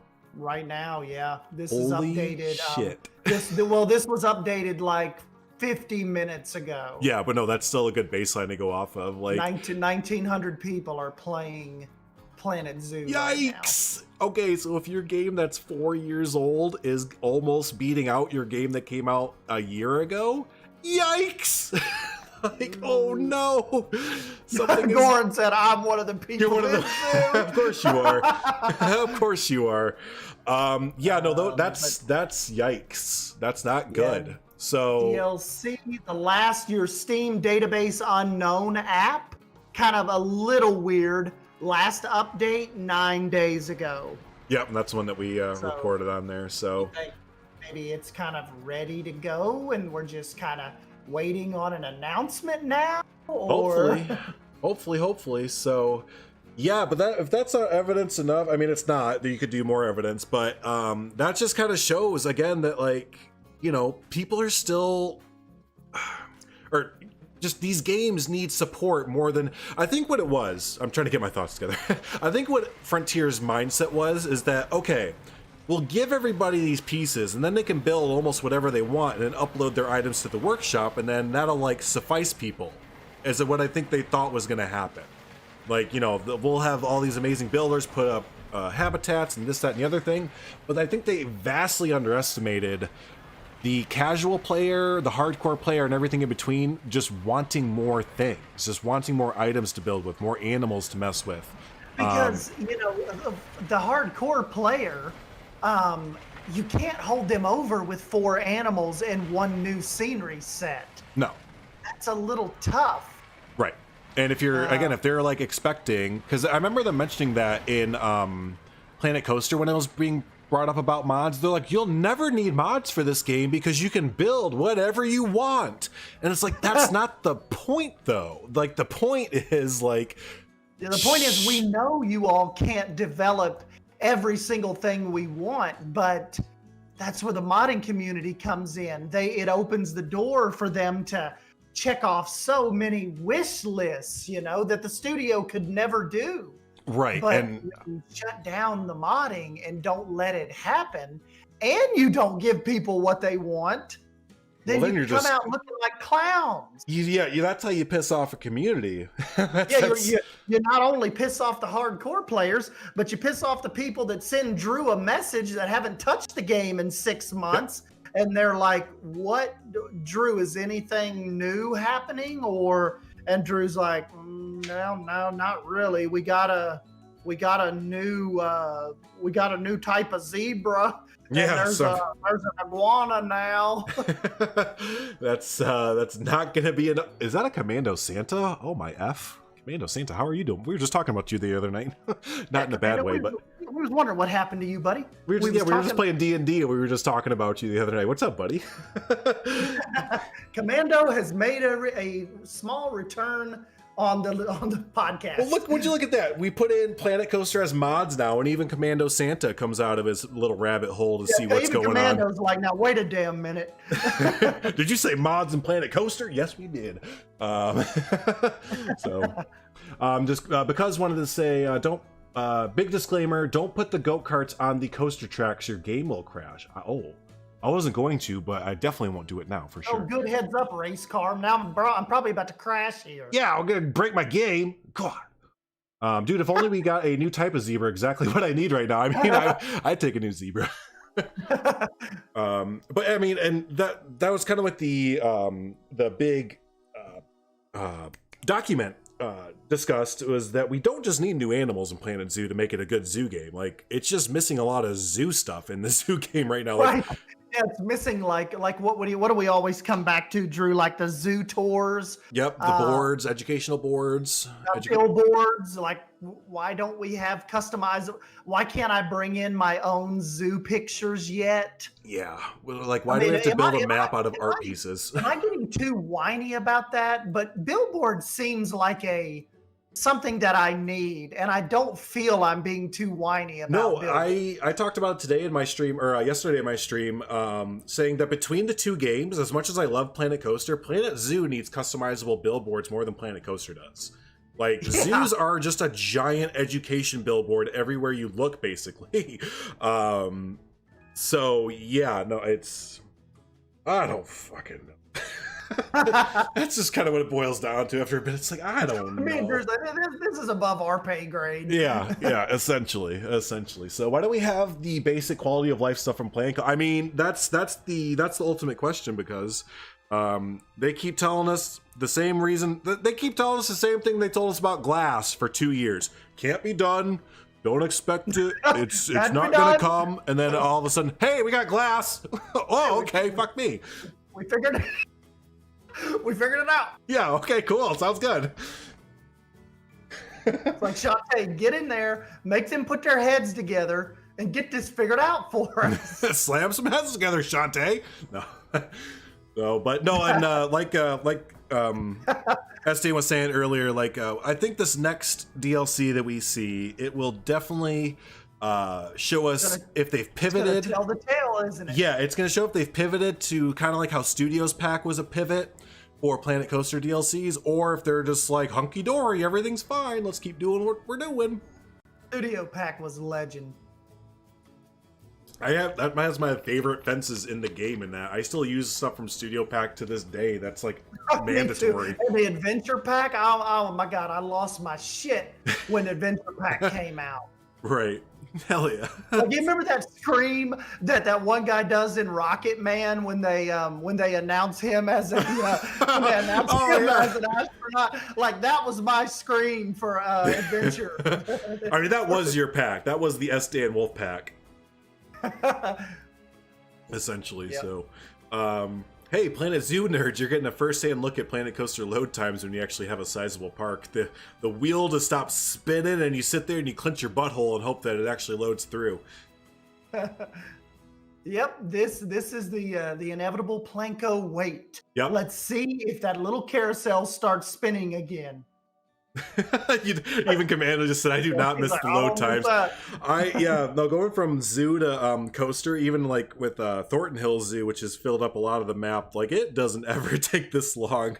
So Commando, did you ever get to touch zoo at all? That's a good question. Are you still exclusively Planko? Do you even know what a game is anymore? This is a video game. Commando's like, what am I doing here with you idiots? Seriously. Oh, so he has played it. You did, yeah. And I'm assuming since you didn't put out any content, that's yep, it's all right. Yep. Commando's like John and him. He's like, yeah, it's a zoo game, I guess. Yep. No, but see, that's what we're saying though. We even got Commando to come out of the woodworks with talks of mods and retexture. Yeah, I'll just quickly show off, I don't know, Commando and others who have just gotten in here, what you've seen of mods. We'll look at some of them real quick here. Show Holly some of kind of what these guys are working on. Commando said, I expected more, but at the same time, I did not. Well, when you've been dealing with Frontier for 3 or 4 plus years, you kind of start to just realistically put in some expectations, don't you? So, so here's the first mod that I fucking love. Yeah, there's no station gates or anything, so you can just go ahead and edit however you want to. Yeah, Commando, the guys, Idro and them have worked on, they've removed the station gates. So yeah, you can get a little bit of that. Custom edit to your heart's content. They have, again, you might know all this, but that's fine. The Sundial, they removed the checkers pattern from it. And that's what a lot of it is just removing textures, making things invisible. Like they're going to be able to get rid of the station gates and exit signs and all that fun stuff. Eventually here, they're even talking like paths, getting rid of the curbs on the paths that are like elevated and stuff like that. So yeah, no, that's oh, and retexturing like the RMC track or the RMC cars, like with the Steel Vengeance, they can take off the Steel Vengeance away and stuff. So yeah, and Race Car said they're even working on a totally new trains. Yeah, no, Idro's been making just ridiculously detailed. Where is it? There it is. B&M trains and stuff like that will probably never make it into the game because they're too detailed, but that's okay. So yeah, no, just exciting times, exciting time. Is this a different mod outside of the whatever train types on whatever? Yes. So there's 2 mods that are, I guess 3, that are kind of being thrown around right now. So there's the Evans mod that Because was talking about earlier, and you can join that Discord. And that's where you can, yeah, flip around the trains to different tracks and make the go-karts go woobly doobly and all that fun stuff. That's a technical term.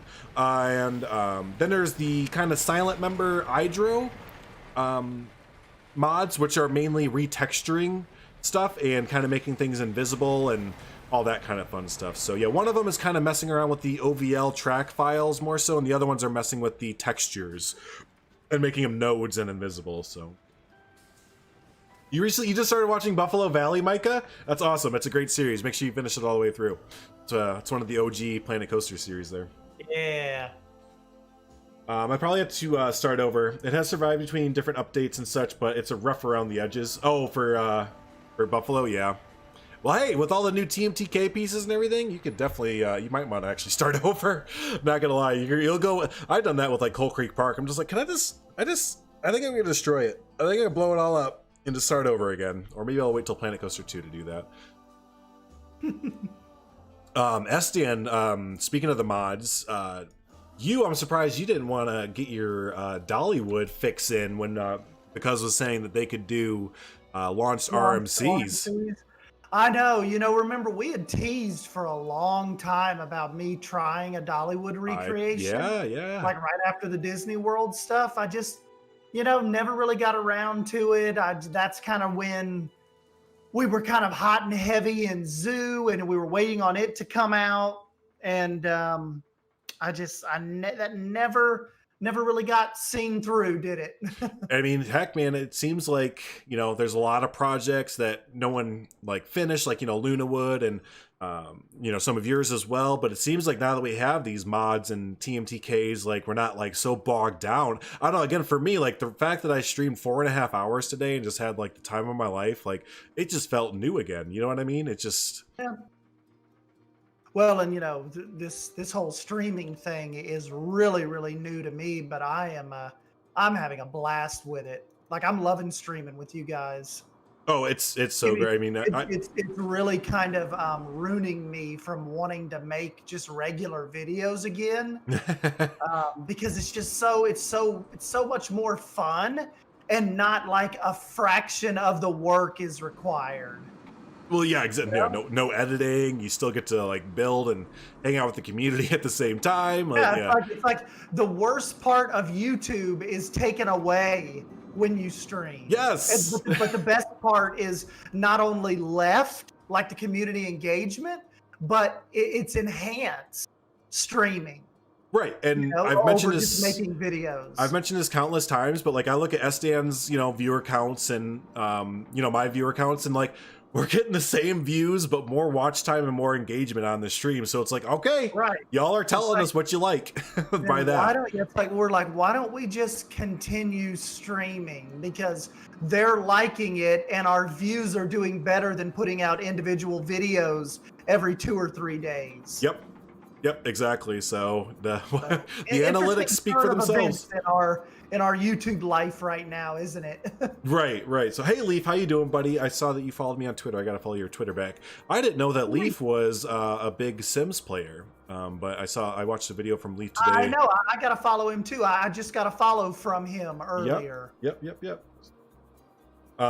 It's significantly less demanding. Exactly. Yep. Yeah. It is. And it's just fun. Again, building up the community, hanging out with y'all. Yeah, like Holly's, Holly and them, and Heather G, Savannah, right? Bluefin, Becky, Bold, like those guys. They join me like almost religiously every evening. Like it's really becoming a thing. Like I am capping off their evenings now, right? Just by switching to streaming. Well, and it's funny. We kind of have this.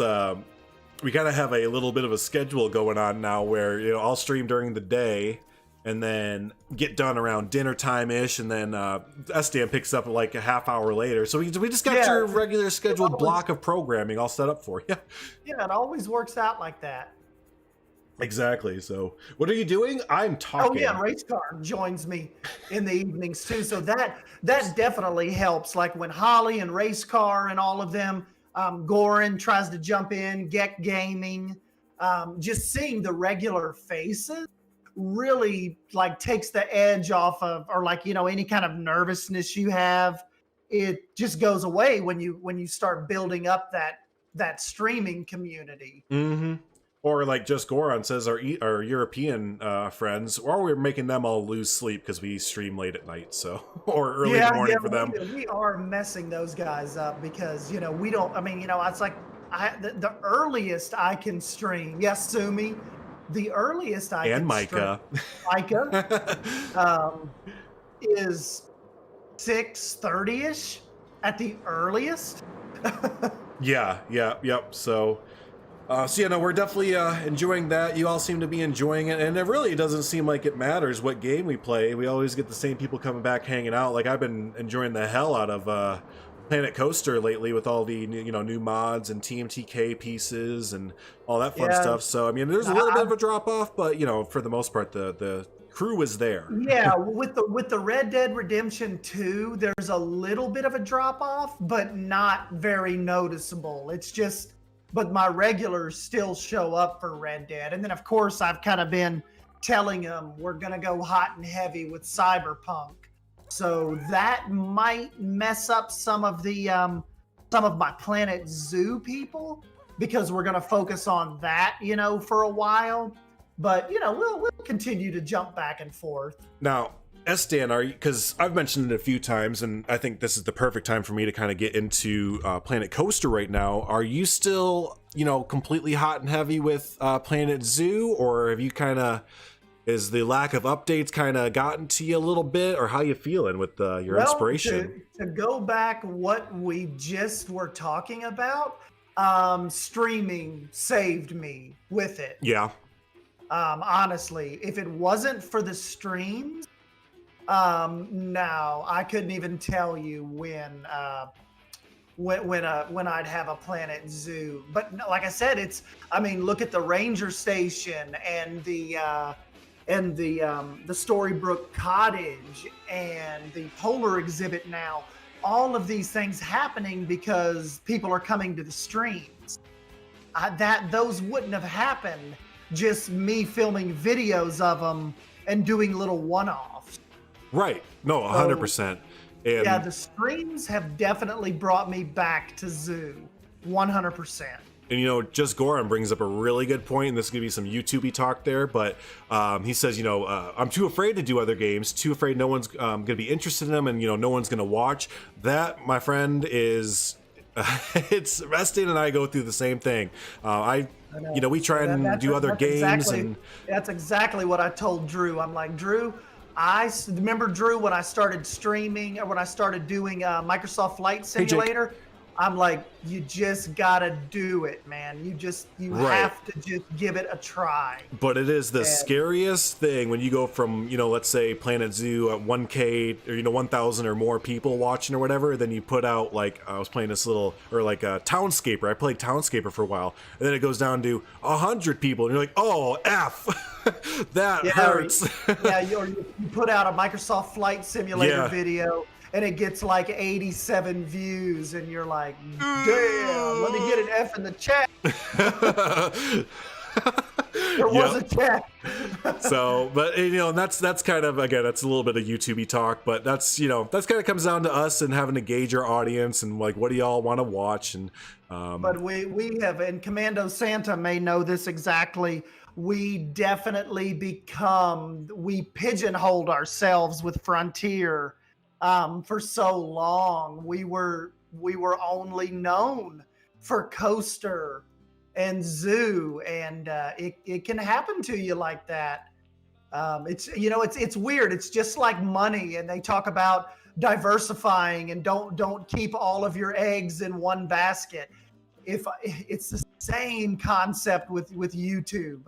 Just don't put all of your eggs in one studio. And our type of, I completely agree, but our type of gaming is a little bit weird. Like, because we play in a niche, right? Like simulation, tycoon, management kind of games, design games, they're a niche, 100%.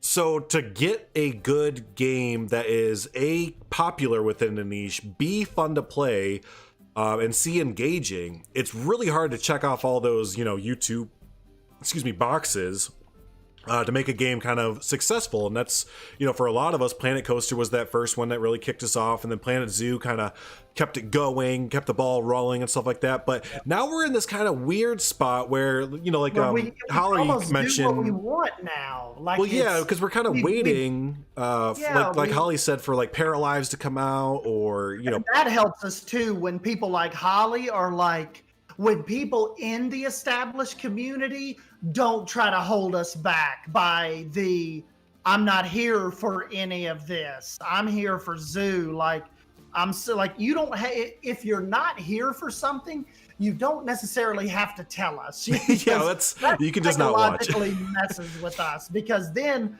you don't realize the power you have. One comment can change the whole trajectory of what we were trying to do, because we think your one comment represents like 500 other people. It's the classic YouTube pitfall where you get 20 upvotes and that one downvote. You're like, well, okay, I gotta change everything. This sucks. It's terrible.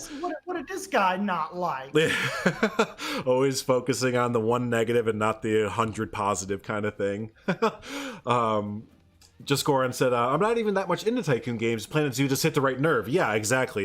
It doesn't have to be the best just to hit that nerve. Leaf was saying, Sims community videos have a lot more snappy and high energy edited videos compared to the rest of the simulation type genre. I'm interested to dip my toes into it, but it's a matter of getting back in. It's just interesting to see how community dynamics influence styles. Very true, very true. Planet series is very relaxed and kind of chilled, isn't it? Mm-hmm. Yeah, like my Zoo streams are just the ultimate chill. Just, come hang out with me for a couple hours, and we're gonna do a little work on this station. Like, it's so low pressure. We just chat about whatever they want to chat about. Like, sometimes they ask me about the build, but sometimes we're just like chatting about like what I did this weekend, and super chill. Example, this podcast was supposed to be about Planet Coaster mods, and I think we spent like 20 minutes the whole time on them, and the rest of it's been talking about whatever. Which is perfect. It's perfect. Yep. But that's just Goran, if I could give you any advice, just don't let the fear of low video count, or let that kind of diminish a new direction you want to take. Take it like, okay, so during Planet Coaster, I've mentioned this a few times, I think, but yeah, anyways, during Planet Coaster, I burnt myself the hell out, like, because it was like, view chasing, basically, to the point where I didn't like anything I was putting out. I was forcing myself to make videos. It wasn't fun anymore. 100%, Drew. I was absolutely forcing myself to make videos at the end. And the thing is 100%. Not only are you going to be able to tell that, but your community is going to be able to tell too. Like, are you like, do you want to do this? Like, you don't seem that much into it. I remember Coaster Designer would send me a message like after I put out the video, and he would say, dude, you don't want to do this anymore, do you? Yeah. And they would tell, like, you know, and even Holly sometimes would message me, and she could tell when I wasn't feeling a build. She would say, you know, yeah, you just do not seem like you're having fun with this. And I was like, I'm not, but I have to get a video out for the algorithm. Yeah, and again, when you're view chasing or algorithm chasing or anything like that, that's when it starts to become, oh god, we're inside. We are a mascot right now. There we go. Oh, and like Commando said, and like Mr. Gomez and them, Zoo just, and you said it too, Drew, Zoo just, a lot of people, it just didn't hit them in the feels like Planko did. It's just different from designing a theme park to designing a zoo. And again, like you have to be 100% invested in a zoo and the animals, and that has to kind of be your thing. I mean, I know what you're saying, but I disagree, because I think it was just kind of a bad design, a bad game design on the part of Frontier a little bit, because again, like, I love zoos. I'm gonna assume, since Commando tried out Planet Zoo, that he, you know, at least has a little bit of liking of zoos. I know you love, you know, Zoo Knoxville and stuff like that, so we all love zoos and like going to them and stuff. And I was excited to like design one, but when you're in there actually doing it, it just kind of feels like Planet Coaster without the fun parts, and like the animals are there, but they're not really like. Well, and I've told you from the beginning, my biggest disappointment with Planet Zoo was not having that personal animal connection that I thought I would have. That was promised, kind of thing. Like you're gonna get kind of like, you know, with when my giraffe that had been with me for 30 in-game years died or whatever, but they didn't program it like that. I didn't feel anything at all. Like, if anything, I was like, I wish some of these would die. They're overbreeding and I can't keep up with this. Oh my god, yeah, my first the first time I tried Franchise Zoo, they just like, I mean, I guess this is a management aspect, but like they just kept like banging their sister and like, you know, getting bad animals come out, and it's like, stop. This isn't fun. I'm putting out fires all over the place. So yeah, no, I think if and again, this kind of goes back to the Bro Nation awesome little you know, document that they put out. I just think there's a lot of really good recommendations in that to make the game fun, and not just build habitat, put animal in habitat. Okay, now put out fires that happen because of that. Bluefin says the inbreeding mechanic was a mistake. Or like explain it a little bit more. Put like a little bit of limitations on it, or because I last time I checked, there wasn't just a bunch of animals at the zoo trying to hump their brothers and sisters, but what do I know, I guess. So yeah, no, I hope, you know, this next year, I've said it before, I think this next year will be a really good year for Planet Zoo. But I hope that it also is a reformation year for Planet Zoo as well. And secretly, I'm hoping that we get a Planet Coaster update too. Do you think we get any kind of simulation teaser in 2021? Whether it be, you know, another installment of the Planet franchise, or like Planet Prison or Planet City or something. Planet Prison or Planet, you know. No, I don't think so, because they're doing the game a year release now, right? Like they're doing one game. Yeah. And it's just, again, it doesn't seem like they're really going down that road. More so now, it just seems like they're more focused on like the F1 series and. Excuse me, you know, the Lego and... You know, sorry for my European friends, but I have 0.00 interest in an F1 game. Yeah, and I know they're a UK company, so that kind of makes sense, but I will never touch that series ever. Yeah, I mean, if Shantae and them sent me a free key right now, I'd be like, guys, I'll give it back. Yeah, I don't have anything for that. No. Let's see here. Zoos do deal with inbreeding, but that's what the EAZA does, not individual zoos. Something like that could have been an awesome management aspect. Yeah, instead of just kind of like random or whatever. And then Jake was mentioning that we need a big DLC like Plan Co because people are getting bored. Yeah, nope, they are. We were just looking at the numbers, Jake, comparing Planet Coaster and Planet Zoo right now.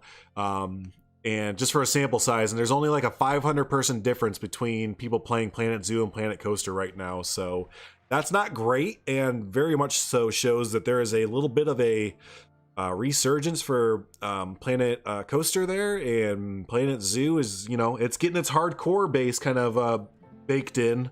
But if its hardcore base is going to be 1,800 people, ooh, and like 3,000 people on the weekends, that's not anything to really write home about there. I kind of wonder how many people are. I wonder what the PlayStation. I wonder what the console numbers are saying right now. Is there anywhere that shows that? I don't know, because that might be protected because of PlayStation and Xbox or Microsoft. I don't know if they like let that information fly. Like allow that, yeah. Yeah, like Steam is open with that kind of stuff always. But Dabby said that console edition update only is his prediction. Sadly, I agree that they will probably do a few updates for the console edition, but I feel like there might be one last little update or DLC for Planet Coaster PC version as well to like coincide with a console DLC release as well. And I say that because I should have talked to Because about this when he was on. I think someone cracked open like the remaining coaster files, and there was like a boatload of them in there that aren't in game for like coaster types and tracks and all this other different kind of stuff there that were supposed to be in the game or being developed for the game, but just kind of never made their way into it. Look what Goran just said. He said they're going to do one last update just to break all y'all's mods. That's exactly right. They're like, wait, they're modding? Yeah. Hey, new DLC coming for Planet Coaster. It's called Fuck You, Stop It.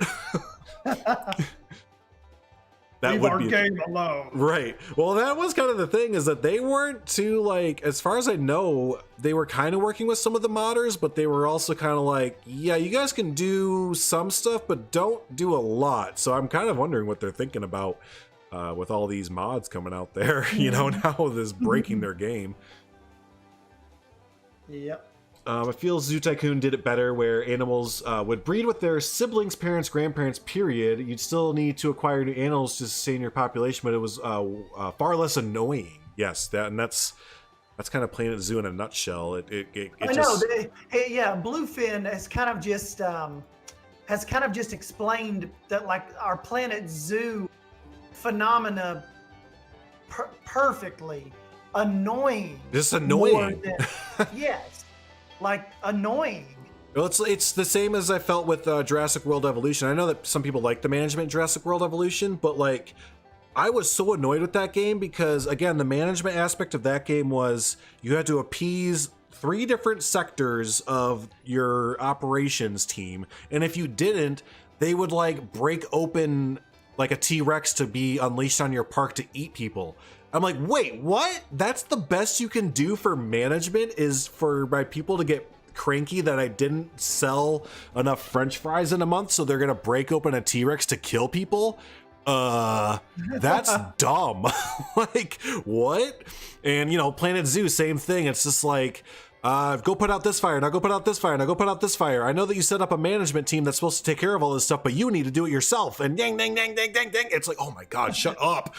Drew, did I ever tell you they didn't give me a key to Jurassic World Evolution? I think you mentioned at least every other podcast. You have to.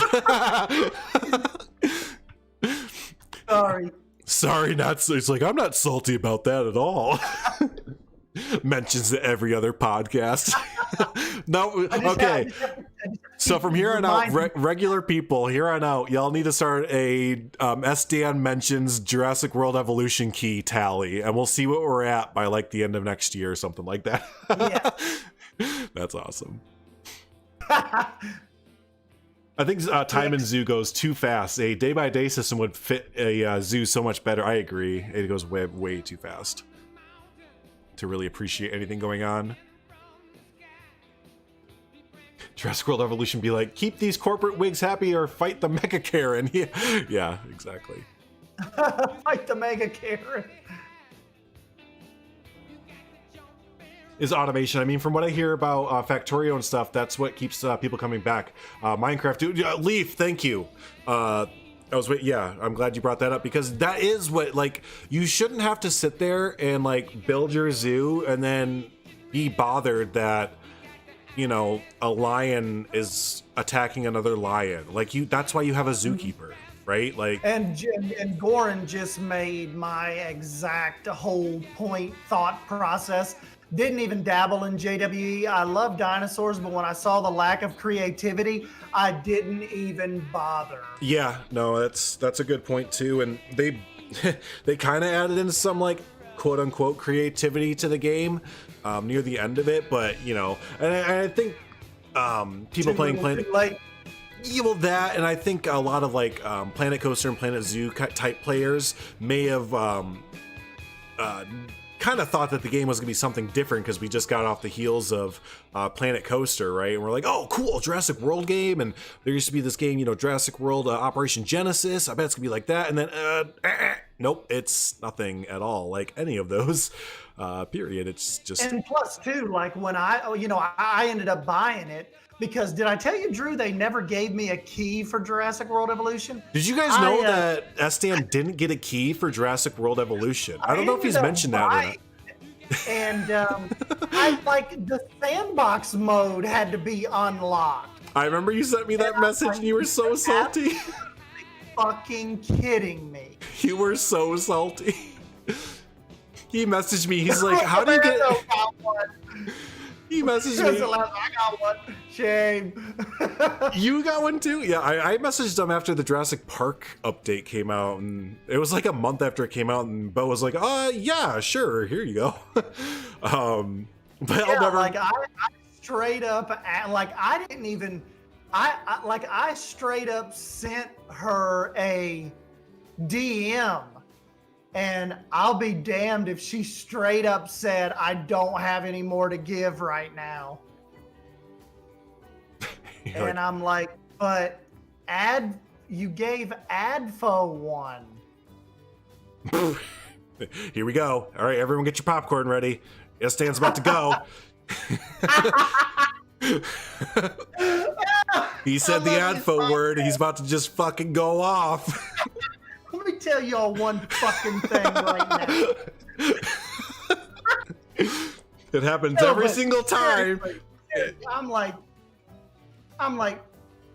what the fuck? I mean, just like, I'm like, Bo, this is me. Like, I've helped you all promote Planet Coaster for like, when was at that point, what was like 3-4 years? And you're really not gonna give me a key. But you give these fucks a key that don't even play, that haven't even touched your game in 8 months. I'm putting out videos every day. So. Anything else? I don't think I ever spoke to any of them again. Like I like unfollowed all of them. I kind of did. If they reached out to me and said, hey, do you want this key for like the end of the Planet Coaster shit and the Planet Zoo, I was like, sure, but that really, like, it's kind of like my D&D character, Drew, like with Thurrock. Oh, goddamn. I'll never forget that shit. Like, I'll be 80 years old rubbing shit in my hair, and I'll be like, yo, give me a JWE, and then they'll like just give, like, the nurses will give me a shot and like put me back to sleep. It's like, yeah, you've been telling us. They'll wake up. Did he tell the story about not getting the key to JWE today? No, not yet, but it's coming. One damn thing. That's their sign to know that Esteban's about to just erupt into a volcano. Did he say Adfo yet? Yeah, he did. Take cover! You better get the hell out of there. Oh man. So hey, let's talk about D&D. Oh yeah, Commando. We started learning how to play D&D like 7 weeks ago. I am a half orc, half human barbarian. Thurok. And your signature saying, "Oh goddamn." Yeah. Oh goddamn. And yeah, it's my first time playing too, and I am a rogue swashbuckler pirate named Graros. It's been a ton of fun, dude. And then because as well is being no, we're about to wrap up. I have to get off here. My wife's about to be off work, so but yeah, because he's playing for his first time too, and he is a rogue assassin, and it was hilarious because last week he who was it? It was Cal. Cal gave us a spell that gave +10 to like any of our abilities or some shit like that. Duct tape for him. Duct tape, yeah, sorry. Us. And Mass Bandit is our DM, and Jonty's with the group. So it's basically Jonty, Beyond Drew, Stan Wolf, Race Car, and Duct Tape Forum, and Mass Bandit is our DM. Yep. So we have that as our main Emelted campaign, and we're going to be doing content on that soon. I need to talk to Jonty and John about it a little bit more, but we're finally comfortable enough where I think we can go ahead and do some like weekly contents whenever we go to another story arc or something like that. Yeah, but they were talking about maybe like live streaming the session. We do it once a week on Sundays, starting at 8 o'clock East Coast time.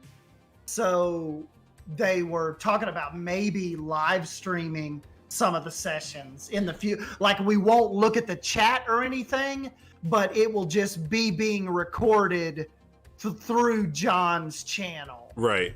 So, and hopefully, I know that you guys, Commando, I know you guys did some awesome D&D group stuff before. So, hopefully, I will do as much D&D as I can do right now. Basically, I'm on lockdown and quarantine and all that fun stuff, and I have all this time in my hands. So I'm just like, let's go D&D every day, bitches.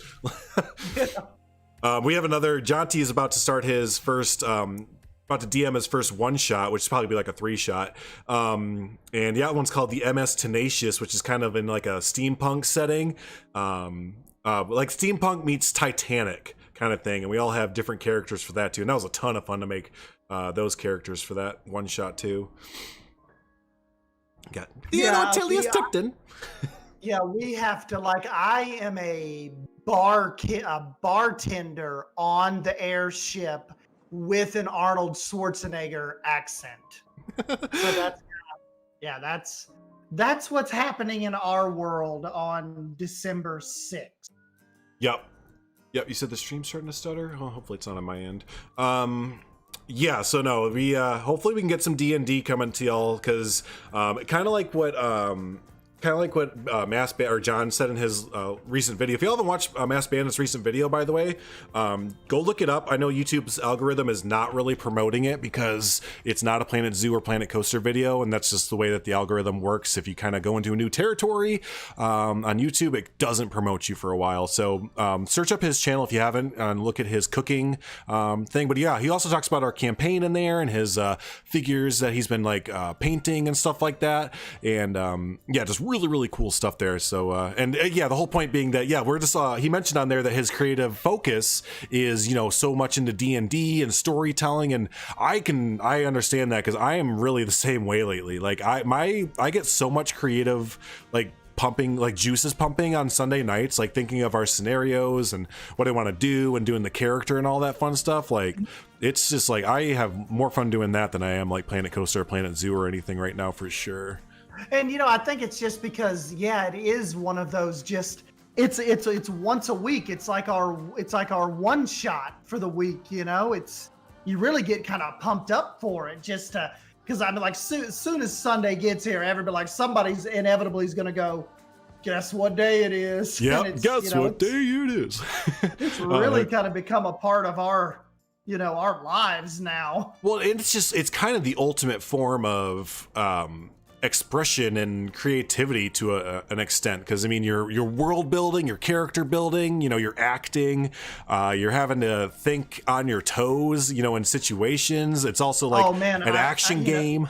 Yeah, and I did not expect Cal on Sunday to ask me remember he was asking me about like my ritual and right, what was I going to tome. do with that wolf tooth, and I was freaked him out. Damn, I should have had an answer ready for that. I mean, I was like, it was just. And that kind of shows like, Duct Tape's been playing for a long time. And so has like John T's been playing for a while and all them too. So you could tell like the ones that kind of have, that kind of understanding and push the story forward and all that kind of fun stuff. We're getting there though. We're getting there. Yeah, we're definitely getting more comfortable, as the weeks are going on, asking questions and like forming that dialogue and really getting into the role playing. That's what's so exciting about these last few sessions, where we're really just kind of understanding it now. Well, yeah, we said that, as fun as like the battles are, and I love the action scenes, I almost look forward to the ones where I know we're going to be role playing like the entire time. Me too. I'm kind of leaving the battle stuff. I'm getting to where I'm not as excited for the battles as I am for the banter and the regular role play. I mean, the battles are fun, but remember, we just now started talking to the bad guys. The battle. I was gonna bring that up. So, I was just talking to John about that. It was the first time that like anyone in the group, like I actually stopped and like talked to the guy, and it was like, as I have my sword in his friend's mouth, basically, and are decapitating him, I'm turning him like, drop your fucking sword now or meet the same fate. And it's like, duh, you could talk to him at the same time and do shit. Why did we only just try to kill him? Why don't we try and talk to him? We need to talk to him a little bit. Right. Let's see. Commando said, do you like I'm gonna mispronounce it, Mythos? I haven't heard of that. He said check out Call of Cthulhu. Nice. I've heard of that a few times, so definitely have to check that out. Micah is learning how to play D&D and wanted to make a Dinosaurs of the Wild West type campaign. What? That'd be fucking cool. That'd be awesome. That would be awesome. Holly had to head out a little bit ago. She's probably not here anymore, but hopefully Holly has a good night there. Because is explaining his D&D character who owns a tavern in Enanas, and that has triggered my interest to start making mead IRL. Yeah, he is. He's making his own beer and mead and all that fun stuff there. Go. I have the opposite since Planet Zoo I kind of lost steam for D&D. So you're putting a lot of your creativity into D&D, for sure. Commando's writing fiction. D&D experience really helped. I mean, I can't. You could get so many little stories that come off of each campaign. There's just so many things that kind of come up as like stories and stuff like that. Absolutely. So many little spin-offs and ideas. Well, like this recent, our recent Sunday expedition, we were in Silver Sun, the capital. We just got back from like our first story arc, basically, and like John just kind of threw out this little side quest. It's like, yeah, there's some bandits, by the way, just outside of town, about half day's walk from here. 25 gold per head if you guys want to go do it. We didn't have to do that. Like, we could have just been like, oh, go fuck yourself. Right. Like, But yeah, we ended up. Yeah, that's what happened, Commando. Like, it was just a little non-sequential bandit party, and we ended up spending 2 hours fighting them. They had this big dire wolf with them, and it ended up being the whole session. And it could have just been like, no, we don't have time to mess with the bandits right now. We have to get going. So that was crazy that. Yeah, like all of that turned into what it turned into. Right. And that just seems to be the kind of thing that, excuse me, D&D is just really good for. It's just like, you have this story that you have in mind, DM? Be a shame if the entire PC party just kind of flipped it on its head. But even John says that like he loves it. Or yeah, like Commando just said, as a DM, I love that stuff. John has mentioned the same thing, that he's like, I love it when, or he said is like, I've had to stop preparing so much for like, or start writing so much stuff out, because he's like, you guys will just stomp on my ideas and throw them in the trash and come up with something that I never even considered that's 10 times more, entertaining almost. Yeah, and like we've got a cat following us now. Oh, that was fucking cat. actually just like it was supposed to be a little non-consequential, like John was just joking with us, but now we're like fighting over who gets to carry the cat or who's taking care of it. It helps us in battle. I hate that and cat. It was just a cat. I have made it a point for Graros to hate that cat.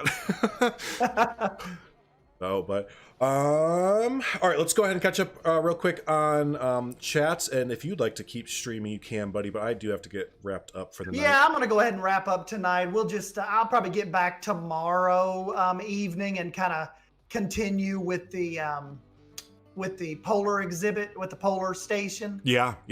But I'll probably go ahead and call it Cool. So I'll call it tonight too. So yeah, again, just to quickly recap, and we will catch up with your comments and everything on there. But yeah, just to recap for Planet Zoo modding, if you came in late, you didn't see anything. Yeah, there's a lot of really cool modding stuff coming to the game. And we're just at the beginning of it, essentially. You know, we're just at the point where we're making things invisible. We're replacing out textures of coaster cars and coaster trains and kind of replacing them. We're switching different cars onto different tracks and stuff. So very rudimentary, very basic, kind of the beginning of stuff. But we are, we're there after 4 years of the game being out. We are finally cracking through and getting some amazing things. And on top of that as well, the TMTK and Hydro and Distance and a few other of these amazing artists are just pumping out things that, again, are just making the game feel fresh and new again, essentially. So, there you go. But yeah, so let's go ahead and catch up here. Best advice was to stop preparing. There you go. Yes, exactly. Can you get D&D on Steam? No, D&D is a in-person game. You can go onto a site called D&D Beyond, like D, the letter N, the letter D, Beyond, and there you can make a character. You can do all that kind of stuff, and I think you can kind of find other online campaigns that are going on and kind of randomly join them. But yeah, no, it's a in-game or in-person kind of thing that you do. So I'd recommend, if you've never heard of it, never tried it or anything, look up tutorials so that you know what you're getting into. It is not a video game. Not a video game. So cool. So hey, thanks so much everyone. Do appreciate it as always. If you haven't already, subscribe to my channel here, get updates on new Planet Coaster stuff and Planet Zoo and all the other fun stuff. Same with SDan's channel as well. Head on over to his channel, subscribe to him, because since he's going to be doing some polar adventure building tomorrow and his new kind of one-off build and stuff like that. So yeah, always fun stuff going on between the two of our channels there. So yeah, we'd love to have you as part of the community. So hey, great seeing some old faces, some new faces and everything in between. Appreciate you all as always. And yeah, until the next Take2 podcast, have a good one. Yeah, thank you guys. We'll see you next time.